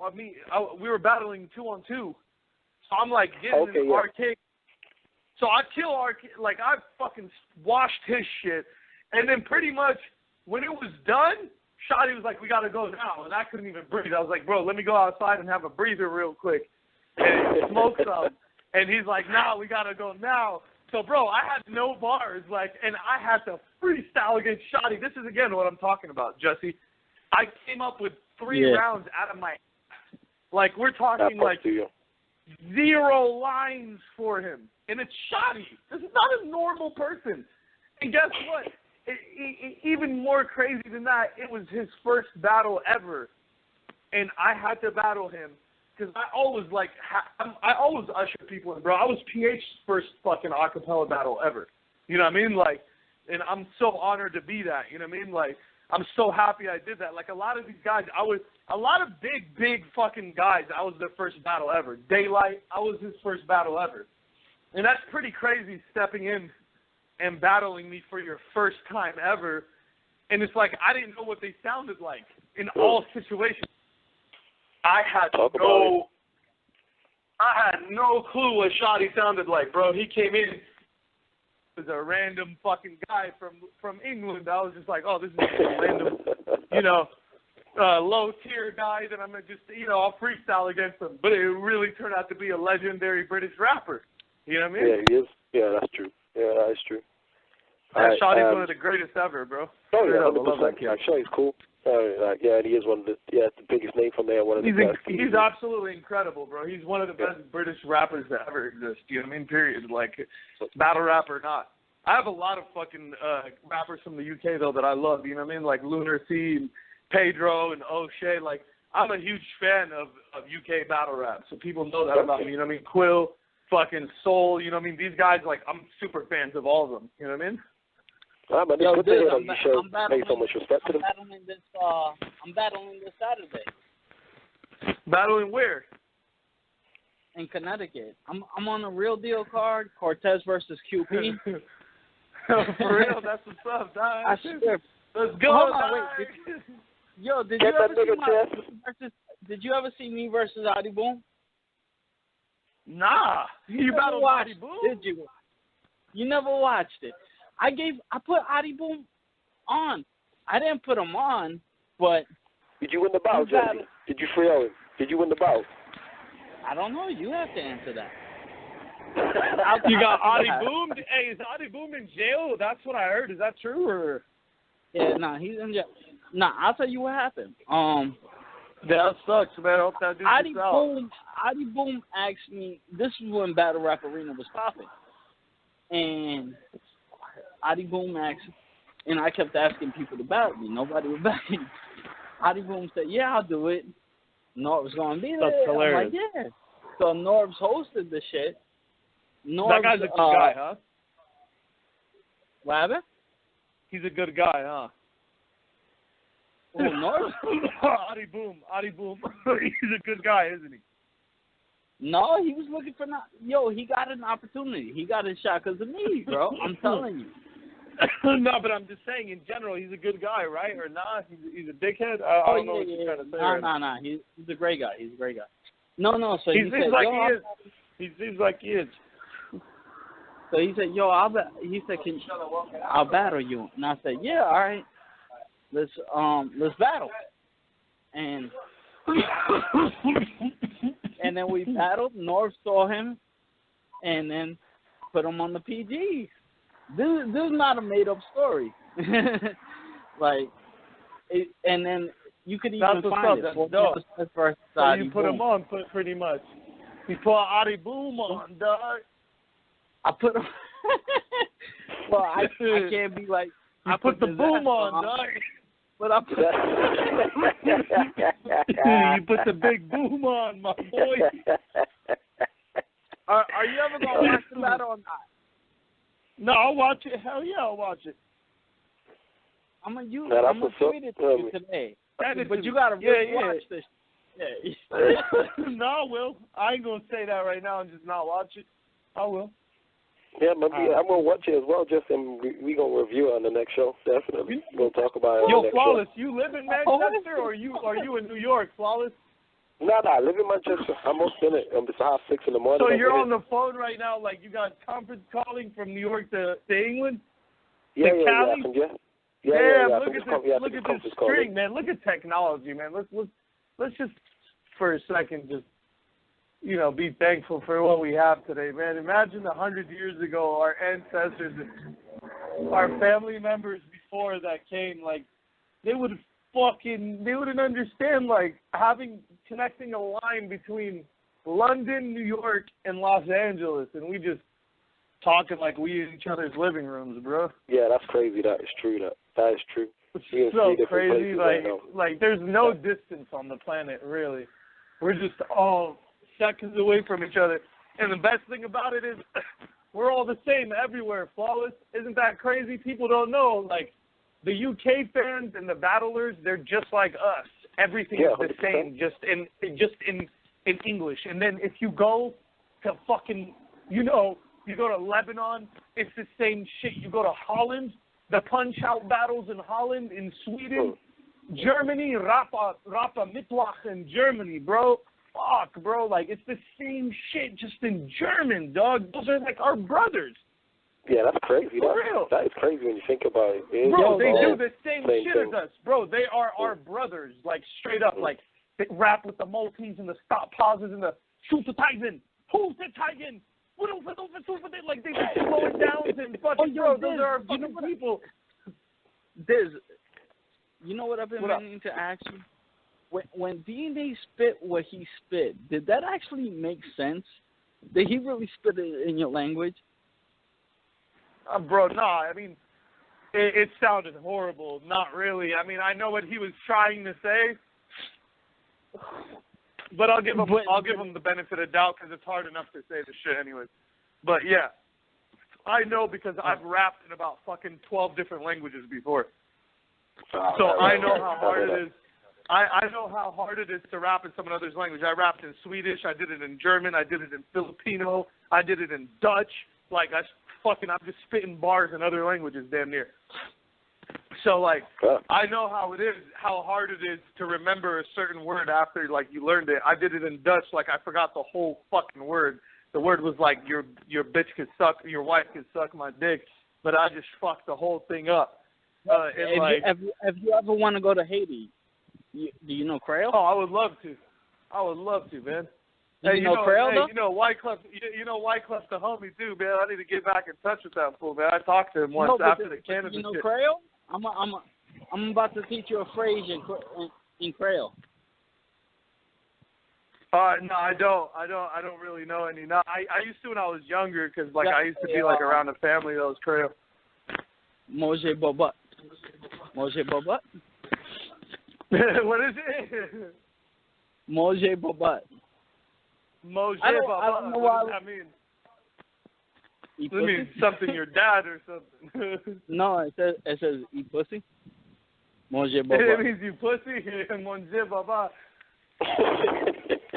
That sounds like French. Manger in French means to eat. Like, you know what I mean? Yeah, it does sound like French.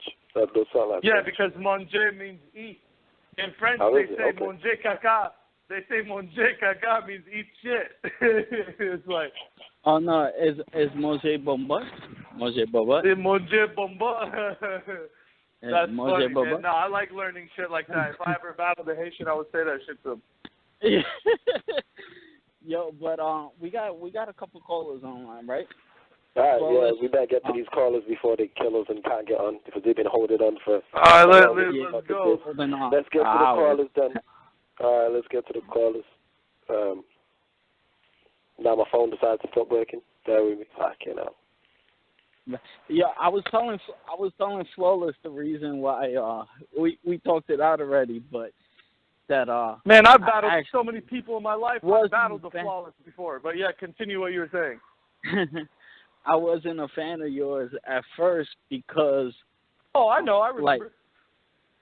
Because I was such a big, but it was because I was such a Jin fan. You remember that shit? That's why. I just felt like you were sucked into the whole East Coast bias thing, and it was just cool to hate me. So I felt like you just slowly couldn't fucking help it. Not just at all. I got a lot of fans from New York. I got some serious fans from Brooklyn and everywhere that just always hit me up, and they're like, "Man, I used to not like you, but man, I can't deny your shit." Like those are the real ones that say that. You know what I mean? That's why I respect the people the most that didn't like me. Remember one day you talked and said it was because you dissed Jin? You were like, "Yo, Jin was the coolest dude." I dissed Jin because he bailed, bro. I wanted to battle him so bad. I just let those bars out. Honestly, there's only been a couple times in my life where I was so excited about my bars, it was just crazy. And Jin was one of them. Jonai was one of them. Solomon was one of them. There's certain battles where I'm so excited about my bars, I can't take it. And I guess that's why I flipped out on Jin, because I was just so excited to spit that shit to him. You know what I mean? The Scooby-Doo, Lucy Lou. It was just revolutionary shit. Never said that, bro. I was fucking Subarus and Lucy Lou's and Scooby-Doo and but then the funny part is when you flipped it on A-Class and when you said, you know what rhymes with train tracks? A-Class, and I fucking hate that. Oh man, you know, that's my thing though. I gotta always find something to do with my character, his name, and rhyme it with them. I feel like that's one of my genius things that I've created. When I battled Unanimous in England, everybody knows Unanimous was a huge fan of mine. So I was like, you know what rhymes with Unanimous? Huge fan of Diz. It's just very simple. It's just very simple. I'm the guy that's able to dissect shit like that. Nobody can rhyme like me on that level where I could take anybody or anything about him and it's very simple. It's that one punch knockout. You know what rhymes with? Hey, the one you did for cannabis was hilarious. The one you did for cannabis still cracks me up to this day. That shit is hilarious. And he was like, what rhymes with Jermaine Williams, I think it was. Oh, yeah, my boy's a fucking idiot. Yeah. But, it worked out to my fucking advantage. My boy that was rolling with me that whole day, he had heard me spitting the bars. You know what I mean? Did it? Yeah. Okay. Yeah, and he was drunk. He was drunk as fuck I didn't even know it was him. But it turns out he was drunk as fuck at my shit. He's already sipping, and he's just like, and I was like, you never rhyme it. He just tried to ruin my line. Never made it million. Oh, yeah, he tried to claim real quick, in front of everybody, look like the cool guy, and I'm like, what? That shit was hilarious. I understand it at first. I was like, bro, but that's another thing. I couldn't even understand it, and I was just thinking at the same time, who is this person? How did he know? How is he this smart? But then I was rebuttaling him while I'm thinking this. So while I'm thinking this, I'm like, I don't know who this guy is, but he's straight brilliant. Bro, that was the freestyle was exceptional. The freestyle was that's crazy. Still cracks me up to this day. That freestyle was exceptional. And then the sling on the shoulder, bro, the arms. Before they next. Say that again? All right, yeah, we're getting to these callers now. 1 second. Well, yeah, we're getting to them now. Let's get into the callers, because that's what the show's about. All right, let's go. Yep. 904, you live and Talk About Radio. You live with Dizaster. 904? Yes, what's going on? Hey, everybody. Yeah, man. You good? You got any questions for Diz? Yeah. Before I really get into it, let me ask you, what do you think about Chess and Dizaster? What do I think about what? Chess and Dizaster. Hold on 1 second, man. Let me just close this door, man. Did you say Chess? Yeah. And who? Saga. Oh, Saga. Yo, I like that chess kid a lot. And I think what Saga brings, like, I think the more he develops his own original style, the more he's going to become nicer. I think it's good to have that type of person in battle rap, to be honest with you. He's a different type of mind, and he's a good person, and I just think that he's good to have around battling because he provides a different angle than the common one that you see. So I actually appreciate Saga's presence, you know what I'm saying? I don't feel like he's one of those people that, you know, waters the shit down. As long as he could develop his own style more. He does have his style kind of, but like still not as much as Chess in that matter. Chess is a way younger kid, and he just doesn't really sound like many people. Like he sounds like a hardcore New Yorker kid, to be honest with you. And like to us, like in Cali, like that's what we feel like New Yorkers sound like. You know what I mean? I just feel like. So you think? Let me ask you real fast. You think that he should battle B-Dot Saga? Do you think so? Saga versus B-Dot, that would actually be a great clash of styles, man. That actually would be really fucking good battle, man. Who thought about that? Yeah, I wanted to know because I wanted to see. Is that happening? Well, it's not happening. They're talking about it. I mean, I've seen one shit for B-Dot and just his type of mindset and the type of way he thinks and the angles he takes. I think him and Saga would be a crazy fucking back and forth because both of them almost represent two opposite type of minds, bro. Yeah, so who got winning? Debate. You're setting up a debate right there.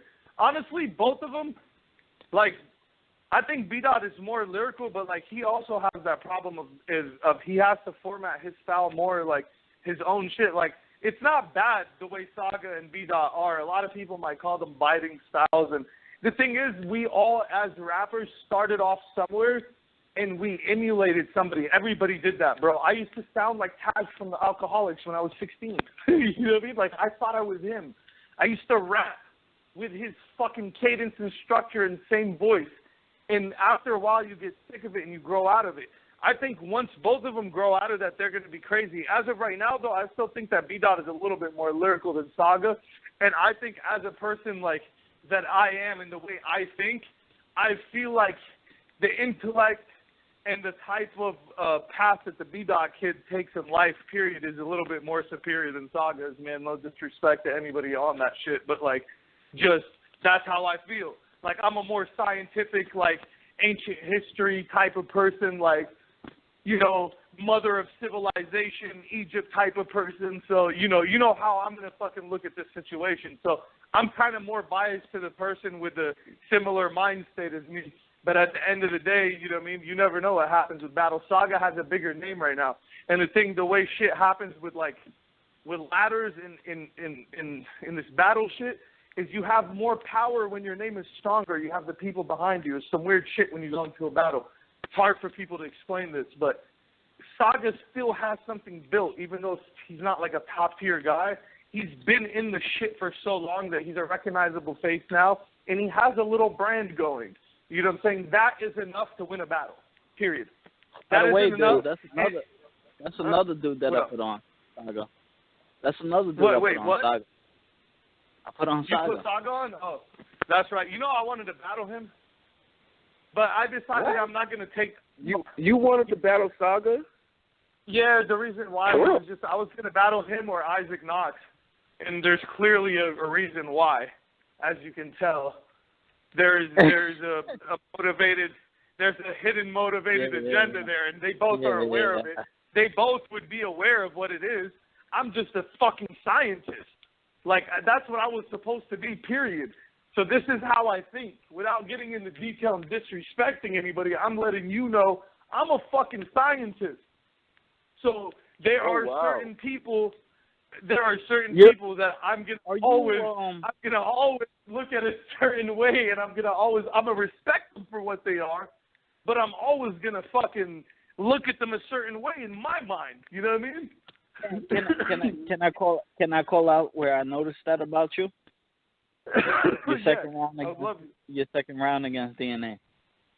Oh yeah, obviously I was like spelling shit out with the DNA thing and how our DNA is all. So can we actually? I don't necessarily believe what I said in that. I don't necessarily believe what I said in that, to be honest with you. Like, I just, and you got to understand, being a scientific-minded person, the real scientific mind, I'm not a mainstream science guy because mainstream curriculum science is, like, completely fucked and flawed. But the real science, a real scientist's heart, they worship the question mark. You understand this?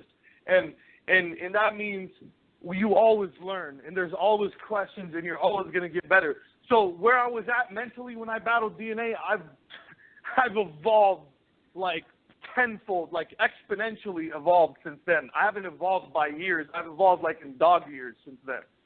So can we talk about your comments about URL fans? I just had. You know what it is? It's not that serious. Like, honestly, I don't mean it's like worse than the Klan, obviously, but I mean, like, there's a lot of racial, like, prejudice and shit like that towards me. Like, I just feel like it's always been thrown in my face from there more than it does happen from King of the Dot or anyone. Like, I don't even get it from King of the Dot fans. Like, if fools don't like me, they say, fuck Dizaster, he's loud. They'll just be like, he's annoying, or, nerds always get mad and say shit like that. But, like, it's all, like, Apu from The Simpsons and fucking, it just doesn't matter. It's racial slur, you know what? After racial slur. URL, what? URL is a different, ask Averb. Averb was like, fuck, man, fuck this whole crowd. Like, it's just a different crowd. Like, not no, all but of I it, get it, though. But you can't act like there isn't a racial motivation there, because even when you see a battle rapper real deal, even if you see a battle rapper like Real Deal do good there, the fact that you're giving them that much attention and reacting to him is like the white man can't jump effect. It's like, oh my God, he's white, he's fucking ripping it. Like, really, bro? Oh my God. You gotta understand. I think what you gotta understand is, what you gotta understand. Would you battle Martin Mook there? Would I battle? Yeah, I'd still battle Mook in New York. Hell yeah, I would. Yeah, you said that. Yeah. All right, call him if you got more calls. That's the only person I would battle in New York, probably. All right, man, I'll put you back on hold, yeah? All right, let's go to this caller. You've been cracking me up on, what's it called, on 12. 757, you live on Talk About Radio with Dizaster. Yo, can you hear me? 757, Let's go, Rob.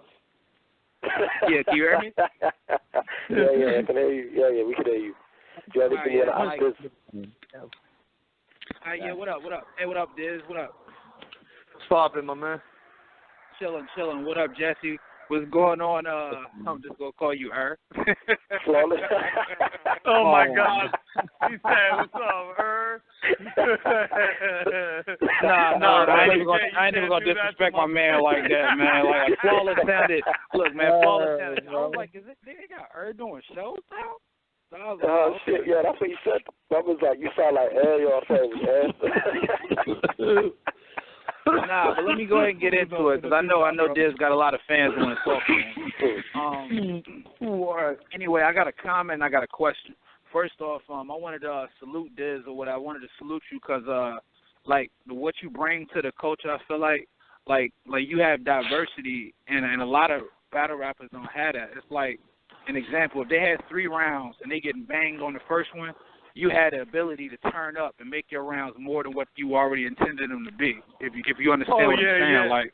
I was just talking about this with the homie. Like, it's not written with us. Like, the fate, our fate. Like, I'm a different type of like battler. You know what I mean? That's why, again, I say I respect cats like Hollow and whoever. Probably, I don't know who does this, but it's like, bruh, our fate is not written. Like, before the battle. Not before the battle, not until the battle happens, until I know a result. I don't know the result before that, because I'm not going to prepare a definite, like, situation. There's nothing that's going to be solid. Like, for me, it's a bunch of different roads that could go anywhere. And the more you turn up, the more I'm going to feed off that, and it's going to make me more powerful. And that's the thing with me. I'm on some stimulus response shit. Stimulus response is shit you learn in acting, you know what I'm saying? And it's how to just listen and then react to the person. You got to listen to what your fucking opponent is saying. A lot of battlers don't. They don't pay attention to what their opponent is fucking saying to them. They block it out. They roll their eyes. They think it's not dope. You got to listen to what your opponent is saying to know how you're going to respond to them. You know what I'm saying? And 99% of battlers don't live in that world. Like, they don't have that mechanism. They're not real battlers like that to where they could understand. They are battlers, but they haven't learned those real things. That's what I mean. And those things, I was going to say, learn them overnight.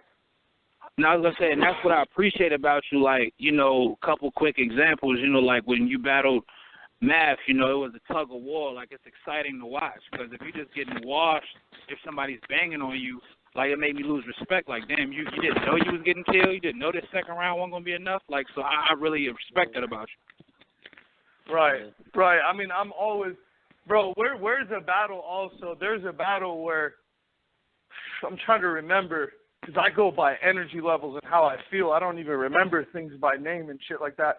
Which battle was I in when somebody said some shit to me, bro, and I just fucking turned up for the rest of the battle? I'm trying to remember. I forgot what it was, bro. But somebody had sort of a decent, I think it was Poe Rich. Was it Poe Rich? I think he had like a good, decent round, and I just felt like, oh, he might be doing good, and I just steamrolled his life away. You know what I mean?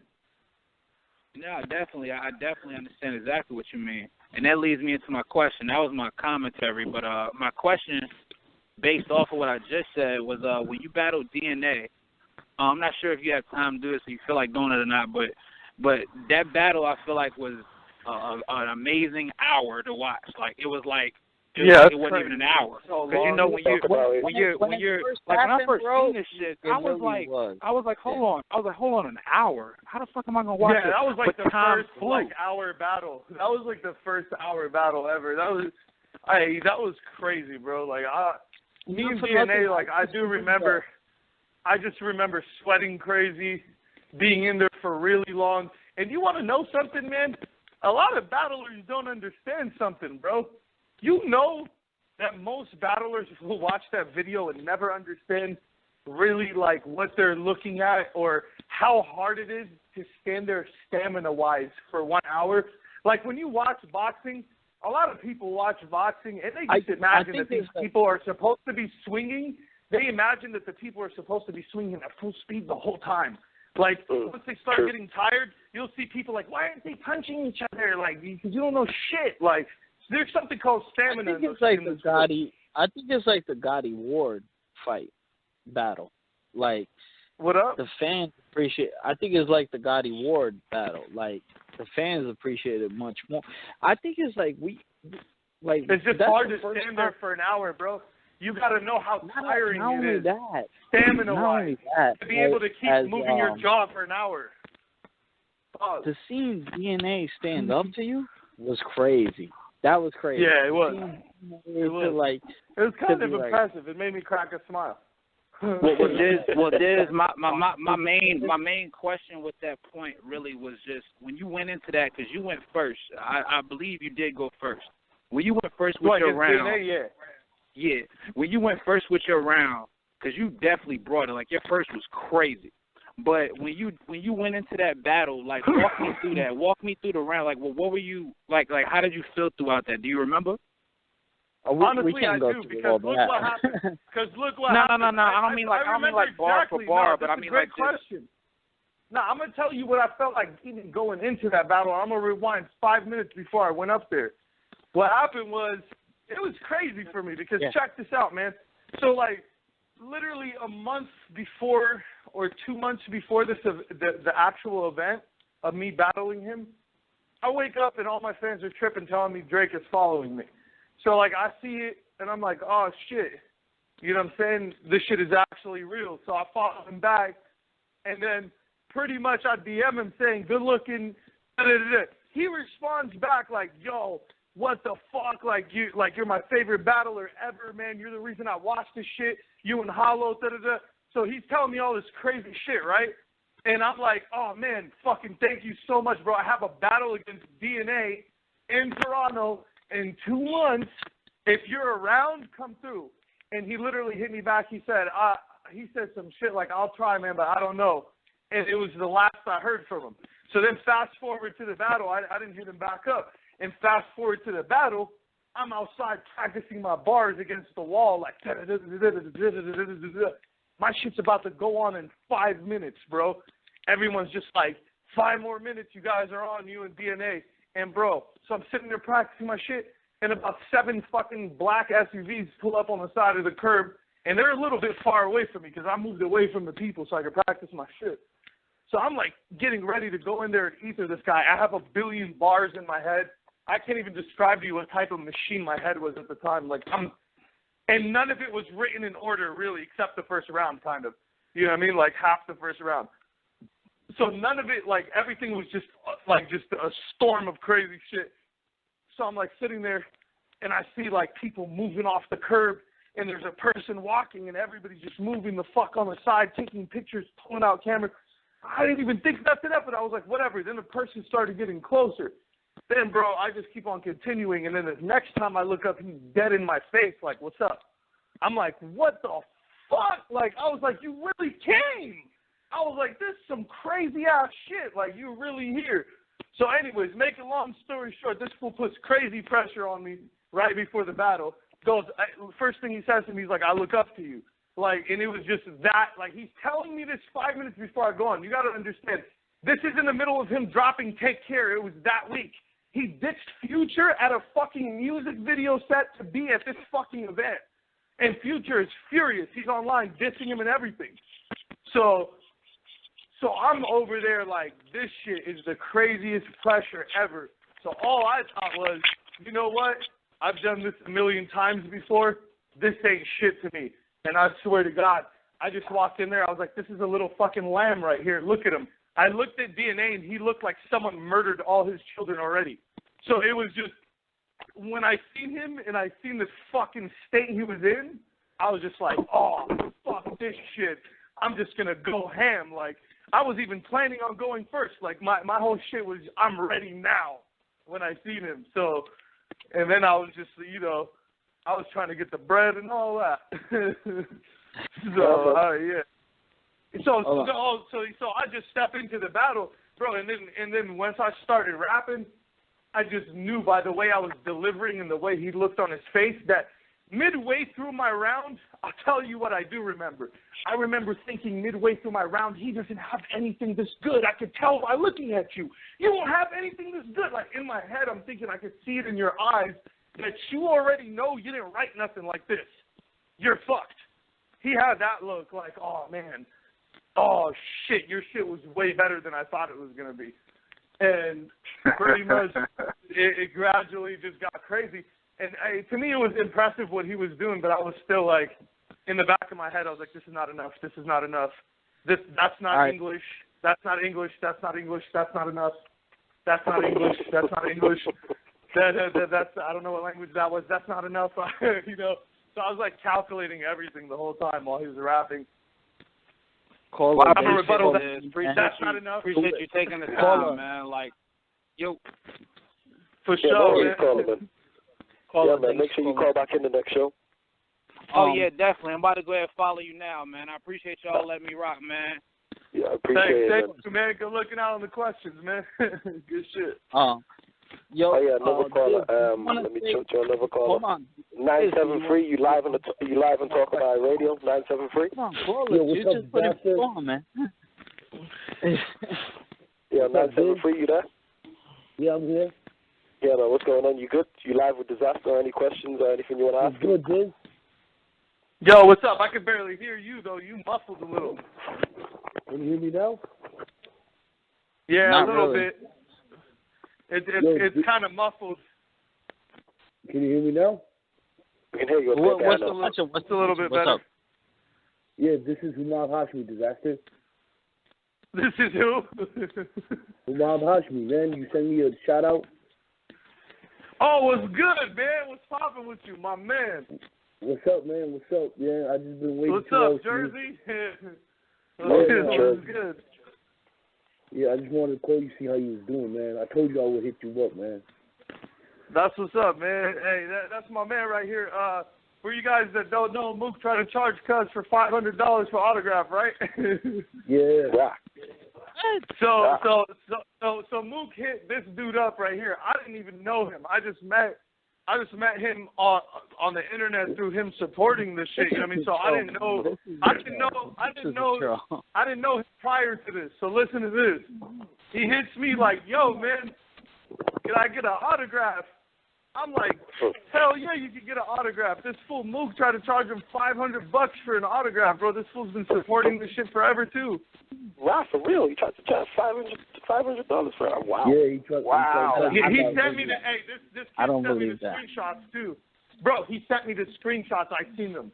I didn't put them out because I'm not a hater, but he said he could send you them too. He sent me them. I seen this shit. He really asked for 500.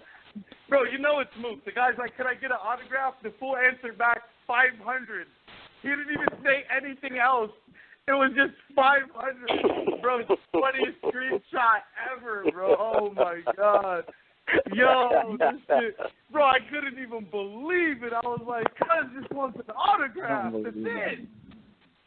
Wow. Wow. Nah, I believe it. Hell yeah. What you mean, bro? That's why I spoke. I just want to tell Dizaster that I don't believe you. I've been watching all your battles from day one. I think you are the best battle rapper that we ever seen in this era, and I keep respecting what you're doing, bro. Thank you, man. You're the fucking man, bro. Thank you, bro. Yo, what's up with the autograph? Love you, bro. You're sending? What up? The autograph is coming? I can't hear you. What you say? Did you hear? I said the autograph. You said the autographs are coming? Hey, my bad. I was supposed to send it today. I didn't send it today, man, because I got tied up with a bunch of shit. That's why I was late to this interview, too, in the first place. But I got you tomorrow, 100%. I'm sending it out tomorrow. I already planned it, like, early in the morning. I'm doing it. So you going to get it Monday. You're going to get the autograph Monday, pretty much. So, you know, it just takes Saturday and Sunday over the weekend, and then you get it Monday. All right, go look. Yo, we're 7 minutes over time already. Yo, Diz. Yeah. Are you taking more calls? We got a couple I'll more take calls another on the call. line. I ain't tripping. There's people that have been waiting to talk to me. I'm gonna take those calls. All right, cool. Let's go out there. 780. You live on Talk About Radio. 780. You there? Yo, what's good, Diz? What's poppin', fool? You're fucking the GOAT, bro. No one can fuck with you ever, bro. You're the god. Straight up. Straight fuck up. No one can fuck with you in Canada, UK, US. No one, bro. You're the fucking GOAT. That's all I want to say. Good looking out, bro. Thank you, man. I want to know. That's a lot better than a question. That's a lot better than a question. What were you gonna say after you said to Gajanjo? I know where you're going. You're asking me what did I say when they cut me off after the Punjabi emojis? You and what squad gonna destroy me? All you and your homie looks like the iPhone 6 Punjabi emojis. You fucking marked them out. Yeah. Then the next line was, hold on. The next line was you share a special bond with your donkey. And you call it your pony. You and your goat roll together like Super Mario and Yoshi. Yeah,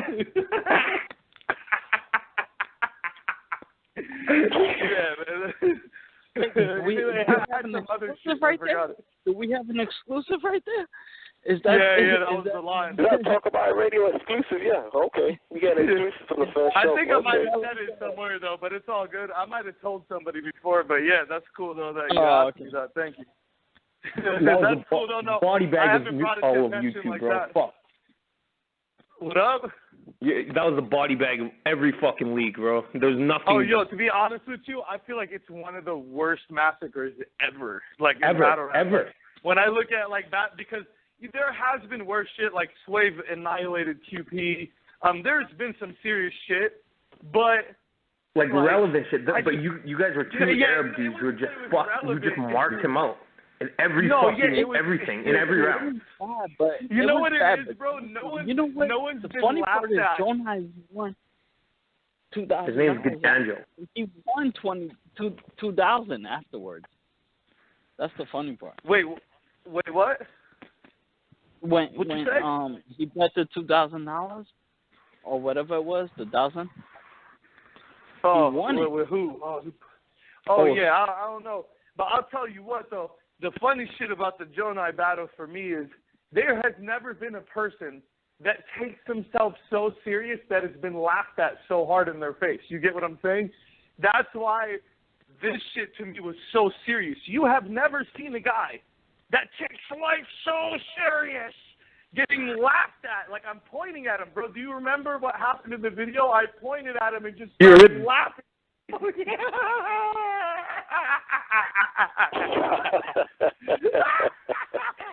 that was the most fun I've ever had. Bro, he was so heartbroken. Dog, you've never seen a body bag like this. Him and his brothers or cousins or whatever vacated the venue so fast. Before the battle was over, they were in the car already. Already in the taxi. Wow. Bro, these motherfuckers, Joe Knight was in the car before the battle was over. He was already at the hotel while we were walking off the ring, bro. Wow, he lost his mind, bro. And then I was swimming. Listen to this. There was a crate, I brought my music outside, started banging some West Coast shit very loud. And I'm outside at the pool with my crown on, swimming in the water, smoking a blunt with a king crown on. And I got a fucking cocktail. I got some kind of fucking drink in my hand. And I'm just swimming around the pool while they're walking by angry, going to their rooms, bro. Like, you got to understand what I was over there doing. It was really bad. All they saw was the crown in the water. Oh, man, it was really bad. It was really bad, bro. All they saw was the crown, bro, everywhere they went. Wow. All right. Anything else you want to add? Oh, no, it's all good, bro. You're the fucking man, bro. And next time you come out to, Alberta, I'll fucking be there in no time. Good looking. Hey, you know what, man? I need to go to Alberta one day. That's another place I need to check out, man. So You battled in Calgary, no? Or you did some shit in Calgary, right? I've never battled in Calgary. I battled in Vancouver, bro. Yeah, Lil G. That was a good one, too. No, but I've been to Calgary, though. I have. I just didn't battle there, you know what I mean? You, hosted some shit, right? Well, which is Alberta, though, yeah. So, yeah. Obviously, I've been there. No doubt, bro. You're the man. That's all I want to say, bro. Good looking out, man. Good looking out, bro. Shouts out to you, man.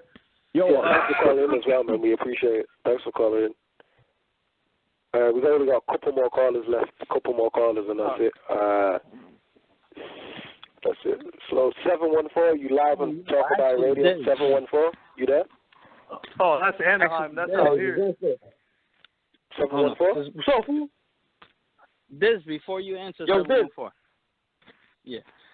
Yeah. What's up? What's going on? You live with this? Hey, real quick, man. I just want to say.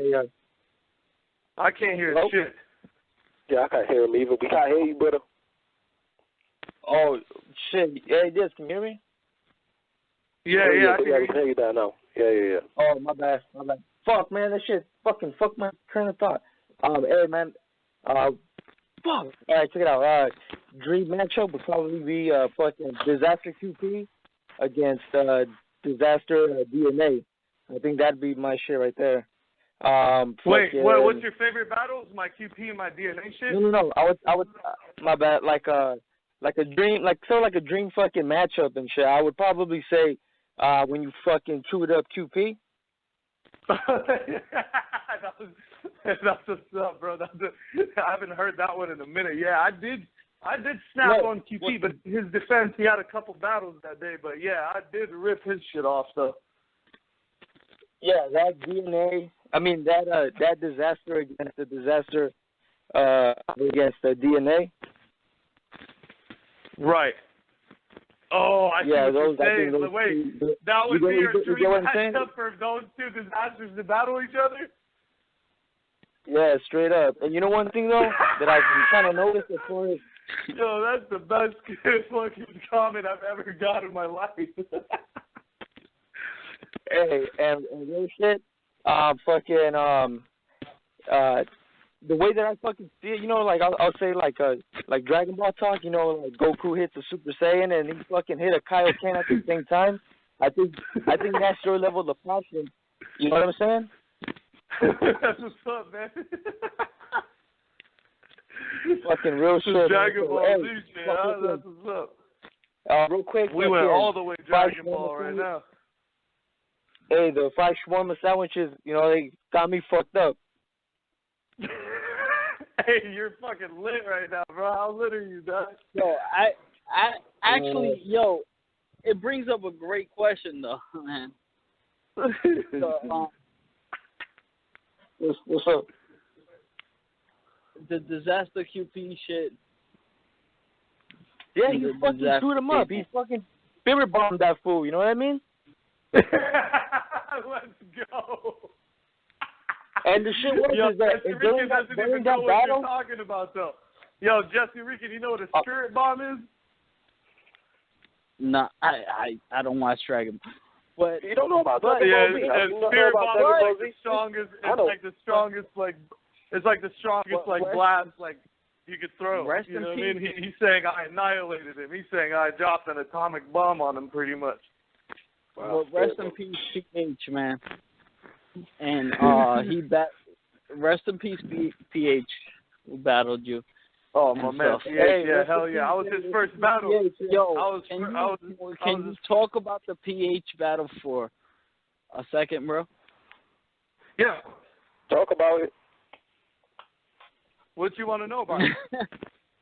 Nah, was it like how it was set up, or how it happened? Was it a good battle? Everything, yeah. The way it was set up, I'm trying to remember. Honestly, my memory's so foggy exactly on how the setup happened. I forgot, but pretty much I just knew PH from being just all over the battle scene, from the Scribble Jam.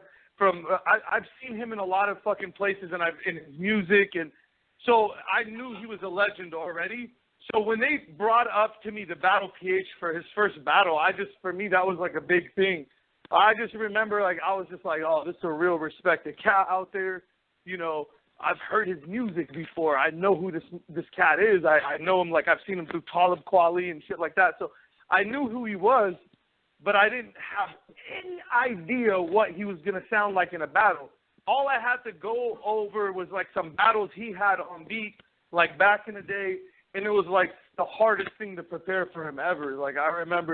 I just remember it was very hard to prepare for PH. You know what I mean? It was just one of those challenges where I didn't have anything but his music to really go by. You know what I mean? And pretty much when the battle happened, I feel like it was just in that era.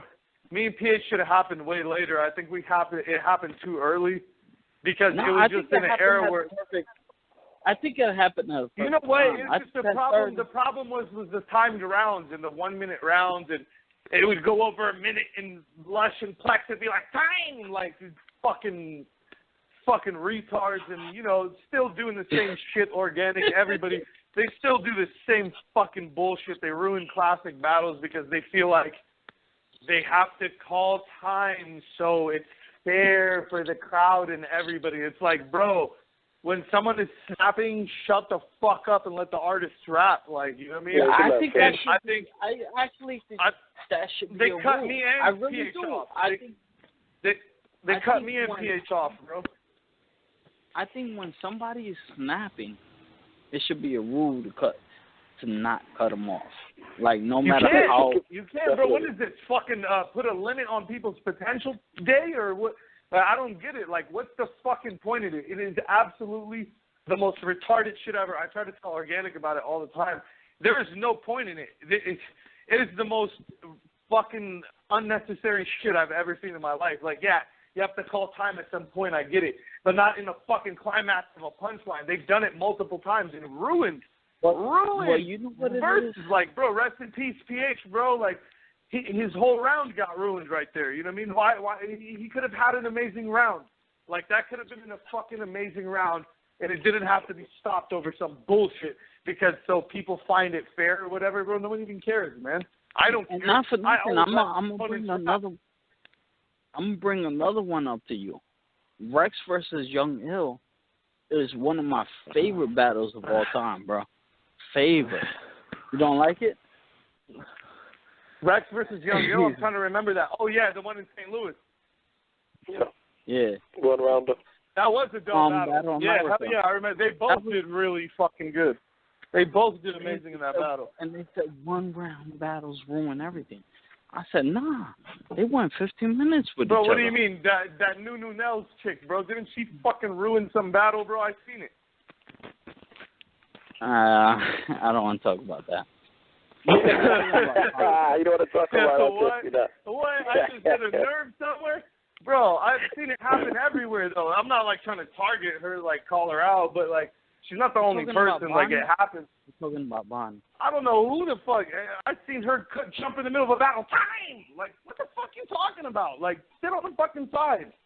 Like, what are you fucking doing? Oh, yeah. I don't fucking know, man. Like, I don't think people realize how fucking whack that shit is. Like, we don't want that. For real. We don't need 714, though. 714, thanks for the call, though. Thanks for calling in. We're looking out, man. All right, man, cool. Right, we've got one last call before we wrap this up. This is the last call now. Yeah, we went 310, you live on Talk About It Radio. 310, you live with Talk About It and Dizaster. What's going on? Hello? Hello, you're live. You all good? Yeah, what's up? Yeah, man, what's going on? You got any questions or anything you want to ask? Yo, we'll talk about them. Hey, how's it going? I just want to say good looking out. Shout out to you guys. Good luck on your radio show, you know. But I appreciate it. I had one thing that I wanted to throw out. I know we started off on Mook, but I want to end off on Mook. You in Santa Monica? Nah, I'm in Torrance. That's what's up. I want to throw something out. Like, I know you guys are talking about like Mook. You know, you're even willing to battle Mook, but I don't even know how you can even put that up in like consideration. Seeing like how much he's like. I don't know. I think he like kind of takes from battle rap. He doesn't even put into it. I mean, he comes out and says like he comes out and says like, yo, like I'm only in it for the money. I'm only in it for this and that. You know. All right, the money that you said that. You don't know what he's talking about. Look. No, I'm just. Here we go. Continue, man. Continue, man. You're making a good point. Continue. No, man. I mean, all I'm saying is like, if you're gonna put like 50 racks for Mook, or you're gonna put like, I don't know, whatever the fuck he's asking for, like, wouldn't you rather see like someone like Soulcon maybe come back? I mean, Soul I'll be versus honest with Iron. You. There's no way. No, there's no. Look, if here's the thing. This is what I want to let you know. You have to understand. That's the reason why I would only battle Mook in New York anyways. It's like, if URL feel like they want to fucking pay him that, I'm not going to try to stop the guy from eating. Yeah, he's causing inflation numbers in the game and fucking shit up. But if I'm not going to get him that money.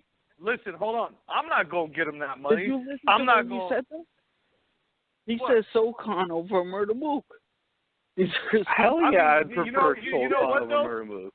You know what, though? If you think about it, man, like, Soulcon's not going to, he'd be worth an investment right now just to see one more time. He would, just like Mook was the first time we wanted to see him. Guess what? Before Mook came, I wanted to see him battle.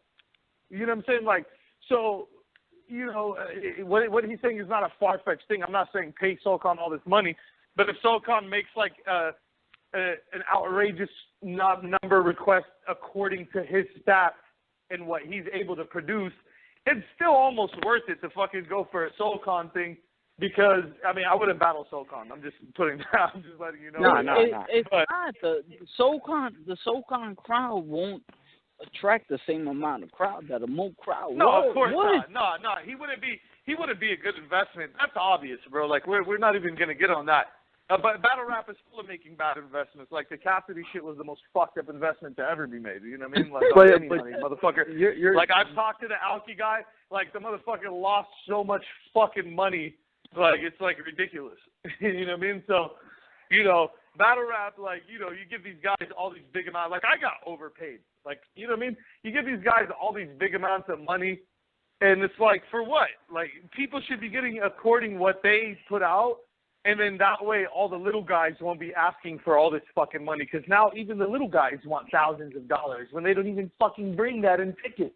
They just expect, oh, I get YouTube views on this platform, so that equates to monetary fucking entitlement in my personal life. Like, no, that doesn't work like that. A lot of these guys shouldn't even be getting paid. and a lot of that money should be going toward. They could be able to pay some of us, like the big guys, a good amount of money. Mook could still make a good amount of money without being a greedy fuck, and he could still make a good amount of money with it being actually beneficial, with them making money back and it being a working system. If all the little guys had to work way harder to get money, just like we did, and they took all those little thousands that Smack and Organic spend, all those little what? As a little guy, why don't you hire me or something? What do you mean as a little guy hire you? Why don't you say, yo, Jesse, look, this is an outlet where you're going to go, or promote the show weekly or something? Why don't you do that? Wait, I don't get it, man. I don't know where you're going right now. I was like talking about something completely different. No, as a little guy in battle rap. What I'm trying to say is, look, bro, they give away thousands and thousands of dollars to guys that cannot even generate that money. When the big guys are asking for a certain amount of money because they feel like they're being left out, and the companies don't feel like they can pay them because they're already spending thousands to fly out other motherfuckers and create all these matchups. What they should do is pretty much like I said, make the little guys work harder and give that money, all those thousands that Smack and Organic randomly release, to fill up a whole fucking card with a bunch of shit that people get tired and don't even want to stand there to watch anyways. And there's no hustle. This is not. Listen, talking about a strike. Listen, when you create a system that's hot, listen to me. When you create a system like this, the smaller guys work harder. Right now, it's not hard for these guys to get on views. I bet Saga and all these guys probably feel like they're entitled to thousands of dollars. They shouldn't, because they cannot sell one ticket on a card. I'm telling you this. That's what I'm saying. You're talking about a strike. You like what? In order for a strike to happen,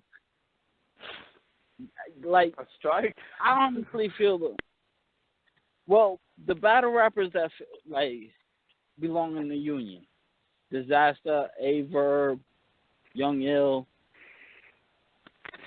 Cortez. On the union, look, I see what you're saying, but what I'm trying to say is, to be honest with you, no, all those names you're mentioning, no, those don't sell tickets like that. We're talking about, the big fights, bro. We're talking about big shit. We're talking about names like Pat Stay, the biggest dudes from their fucking areas. From the fucking respective areas, it's a chain of command. Who's the biggest person there that generates is the person that should be getting that compensation, and it should be something realistic also, not no fucking huge astronomical number. That doesn't make sense. Exactly. You get what I'm saying? I mean, for 50 grand.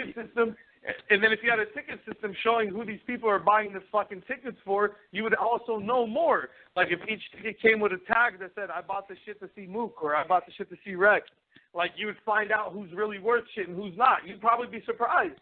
Rex might turn out to be worth a lot more than people thought. And other guys might be a lot less. John might find out that he's worth $220. I'm just giving you a fucking random example. I'm giving you, listen, I don't mean that as a shot at John because I fuck with him. I'm just throwing random names out. You get what I'm saying? I'm just saying, reality. That's the reality. Who buys money? Who goes to their fucking wallet? Are you the type of rapper that makes people actually so excited that they reach into their bank account? Because to be able to sell, you need excitement. John is worth $220. No, I mean, look at it this way. If you're planning on putting up 50 racks for Mook, and then you want him to, let's say, battle Hollow, what was in there? Would you? Let me just finish. Hold on. Would you rather pay that money to see Mook versus Hollow, or would you rather see Hollow versus John, which we know has a larger rivalry behind it, and that has more potential of being a classic and better production. We use that money. No, more I get wisely. what you're saying. I mean, Mook, let's say he asked for 100 Gs, which he's literally on shrooms and acid at the same time. So let's say if you take those $100,000, what I would do with that is I would set up all types of crazy shit, and I would get the smaller guys and to be able to, like, I would still be able to fill the card with incredible battles, and I'd get all the big guys. I'd get Lux, I'd get Hollow, I'd get everybody, and I'd be able to pay everybody reasonably, and I could create 3-4 amazing classics. You know, it generate all types of money. Touch 4, 5, 6, 7. Wait, if you're talking 4 classics, that's 8 fan bases. So I could choose 8 fan bases that are fucking 1,000 times bigger than Mook's for it to be more fucking lucrative for me monetarily. You know what I mean? So I could literally get Conceited, Hitman Holla, all these random guys have different fan bases, get dumbfounded. He'll get me all the Koreans, and you know, I'll get all these guys, and pretty much I'll get my money back. Exactly. Or at least I'll break even, which, if it was done the right way, like I said, a lot of, like, bullshit spending happens in battle rap, bro. Like, a lot of people get paid for no reason, and a lot of fucking amazing people get underpaid. A lot of hard workers get underpaid. So that's the world you in, son. And that's word of mother. That's word of mother. We're going to end it on a word of mother. Do you have one more caller or no? Nah, that was the last caller. If you have one more Jesse. caller, we'll take it. All right, cool. That was the last caller, Jesse. That was the last caller. That was the Everybody last caller. All right, my brother. Yeah, like 18. Well, Yo, this is my brother from this is my brother from another mother. Oh, my man. Man, good looking out on this fucking interview. I had fun. My battery's dead too, so I'm gonna get to charge my shit now. Finally, you've drained my shit from 90% to fucking 12. Nah, Diz, man, we appreciate you coming up, man. Thank you, man. We appreciate you coming up. Thank you, bro. Good shit, man. Say what up to the boys in Manny for me, man. I'm fucking with you guys heavy. 100%. I could take a lot to have you back on soon. Hey, you know what I want to go see? Like, I've always like been like interested in, not to like make this shit way more longer, but I want to fuck with some travelers, bro. I want to go out. I want to go see that shit. Flawless. Yo, boy, my boy Zitro said that he wants to battle you. How much does it cost? Your boy Zitro. Yeah. I don't know, man. Honestly, like, I can't do battles right now. You battle Jersey Swift. Yeah, that was a long time ago. I'm only doing big battles right now, or I'll battle official. You know what I mean? That's it. Pretty much just official. You or battle like official? Lux or something. Yeah, that's it. Because I need a girl. That's it. I need a girl under my belt, and then I'm keeping it pushing. I'm gonna battle Lux or Hollow or somebody. That's it. You don't care where official happens. If we make it happen in 16, no, it'll happen. It'll happen. I just want it to hurry up and happen before I get bored with my shit. I'm just really happy with my bars, and I want to sip them. Oh, man. I don't want to have to rewrite this shit. You know what I mean? Give us a 16 bar before you leave, bro. Get out of here, man. I'm off the phone, man. Get out of here. Fuck out of here. That's the rich and you're fucking scumbag trying to squeeze a 16. It's not going to happen, you little fucking cannoli. It's not going to But yeah, man. All right, man. You guys have a good one. My shit's draining. Man. Good looking out, man. I'll be on soon again. Holler at me. Yeah, man. 100% this. All right, man. Y'all be safe. All right. Peace. Yeah, well, what a great, entertaining first show. Diz, fantastic guest. A shout out to everybody who listened in. Salute to everybody who called in as well. We don't know when we'll be back. Me and Jesse are pretty much figuring this out as we're going along, so we don't know yet. Well, we'll be back next Thursday for sure. Oh, yeah, for sure, but we might be back before next Thursday. Who knows? We ain't sorted out the schedule yet, have we? Nah, we ain't throwing out the schedule. We're not throwing out the schedule. Because someone asked me, the 757 caller asked me on Twitter about a schedule. So I'm going to tell him, obviously I'm just telling all the callers we're not sure. But make sure you follow Jesse on Twitter at JesseRecon1. Follow me on Twitter, Flawless, and that's me, Flawless. This has been the first ever episode of Talk About It Radio, International Bar Rap Radio Show. Yeah. Call me call me after the show, bro. Yeah. Anything you want to add anyway before we go? The Cornerman Radio. Oh yeah, the Cornerman Radio. Obviously, salute to everyone who knows myself and Jesse from the Cornerman Radio, which is a boxing radio show that we also co-host. So you can check that out.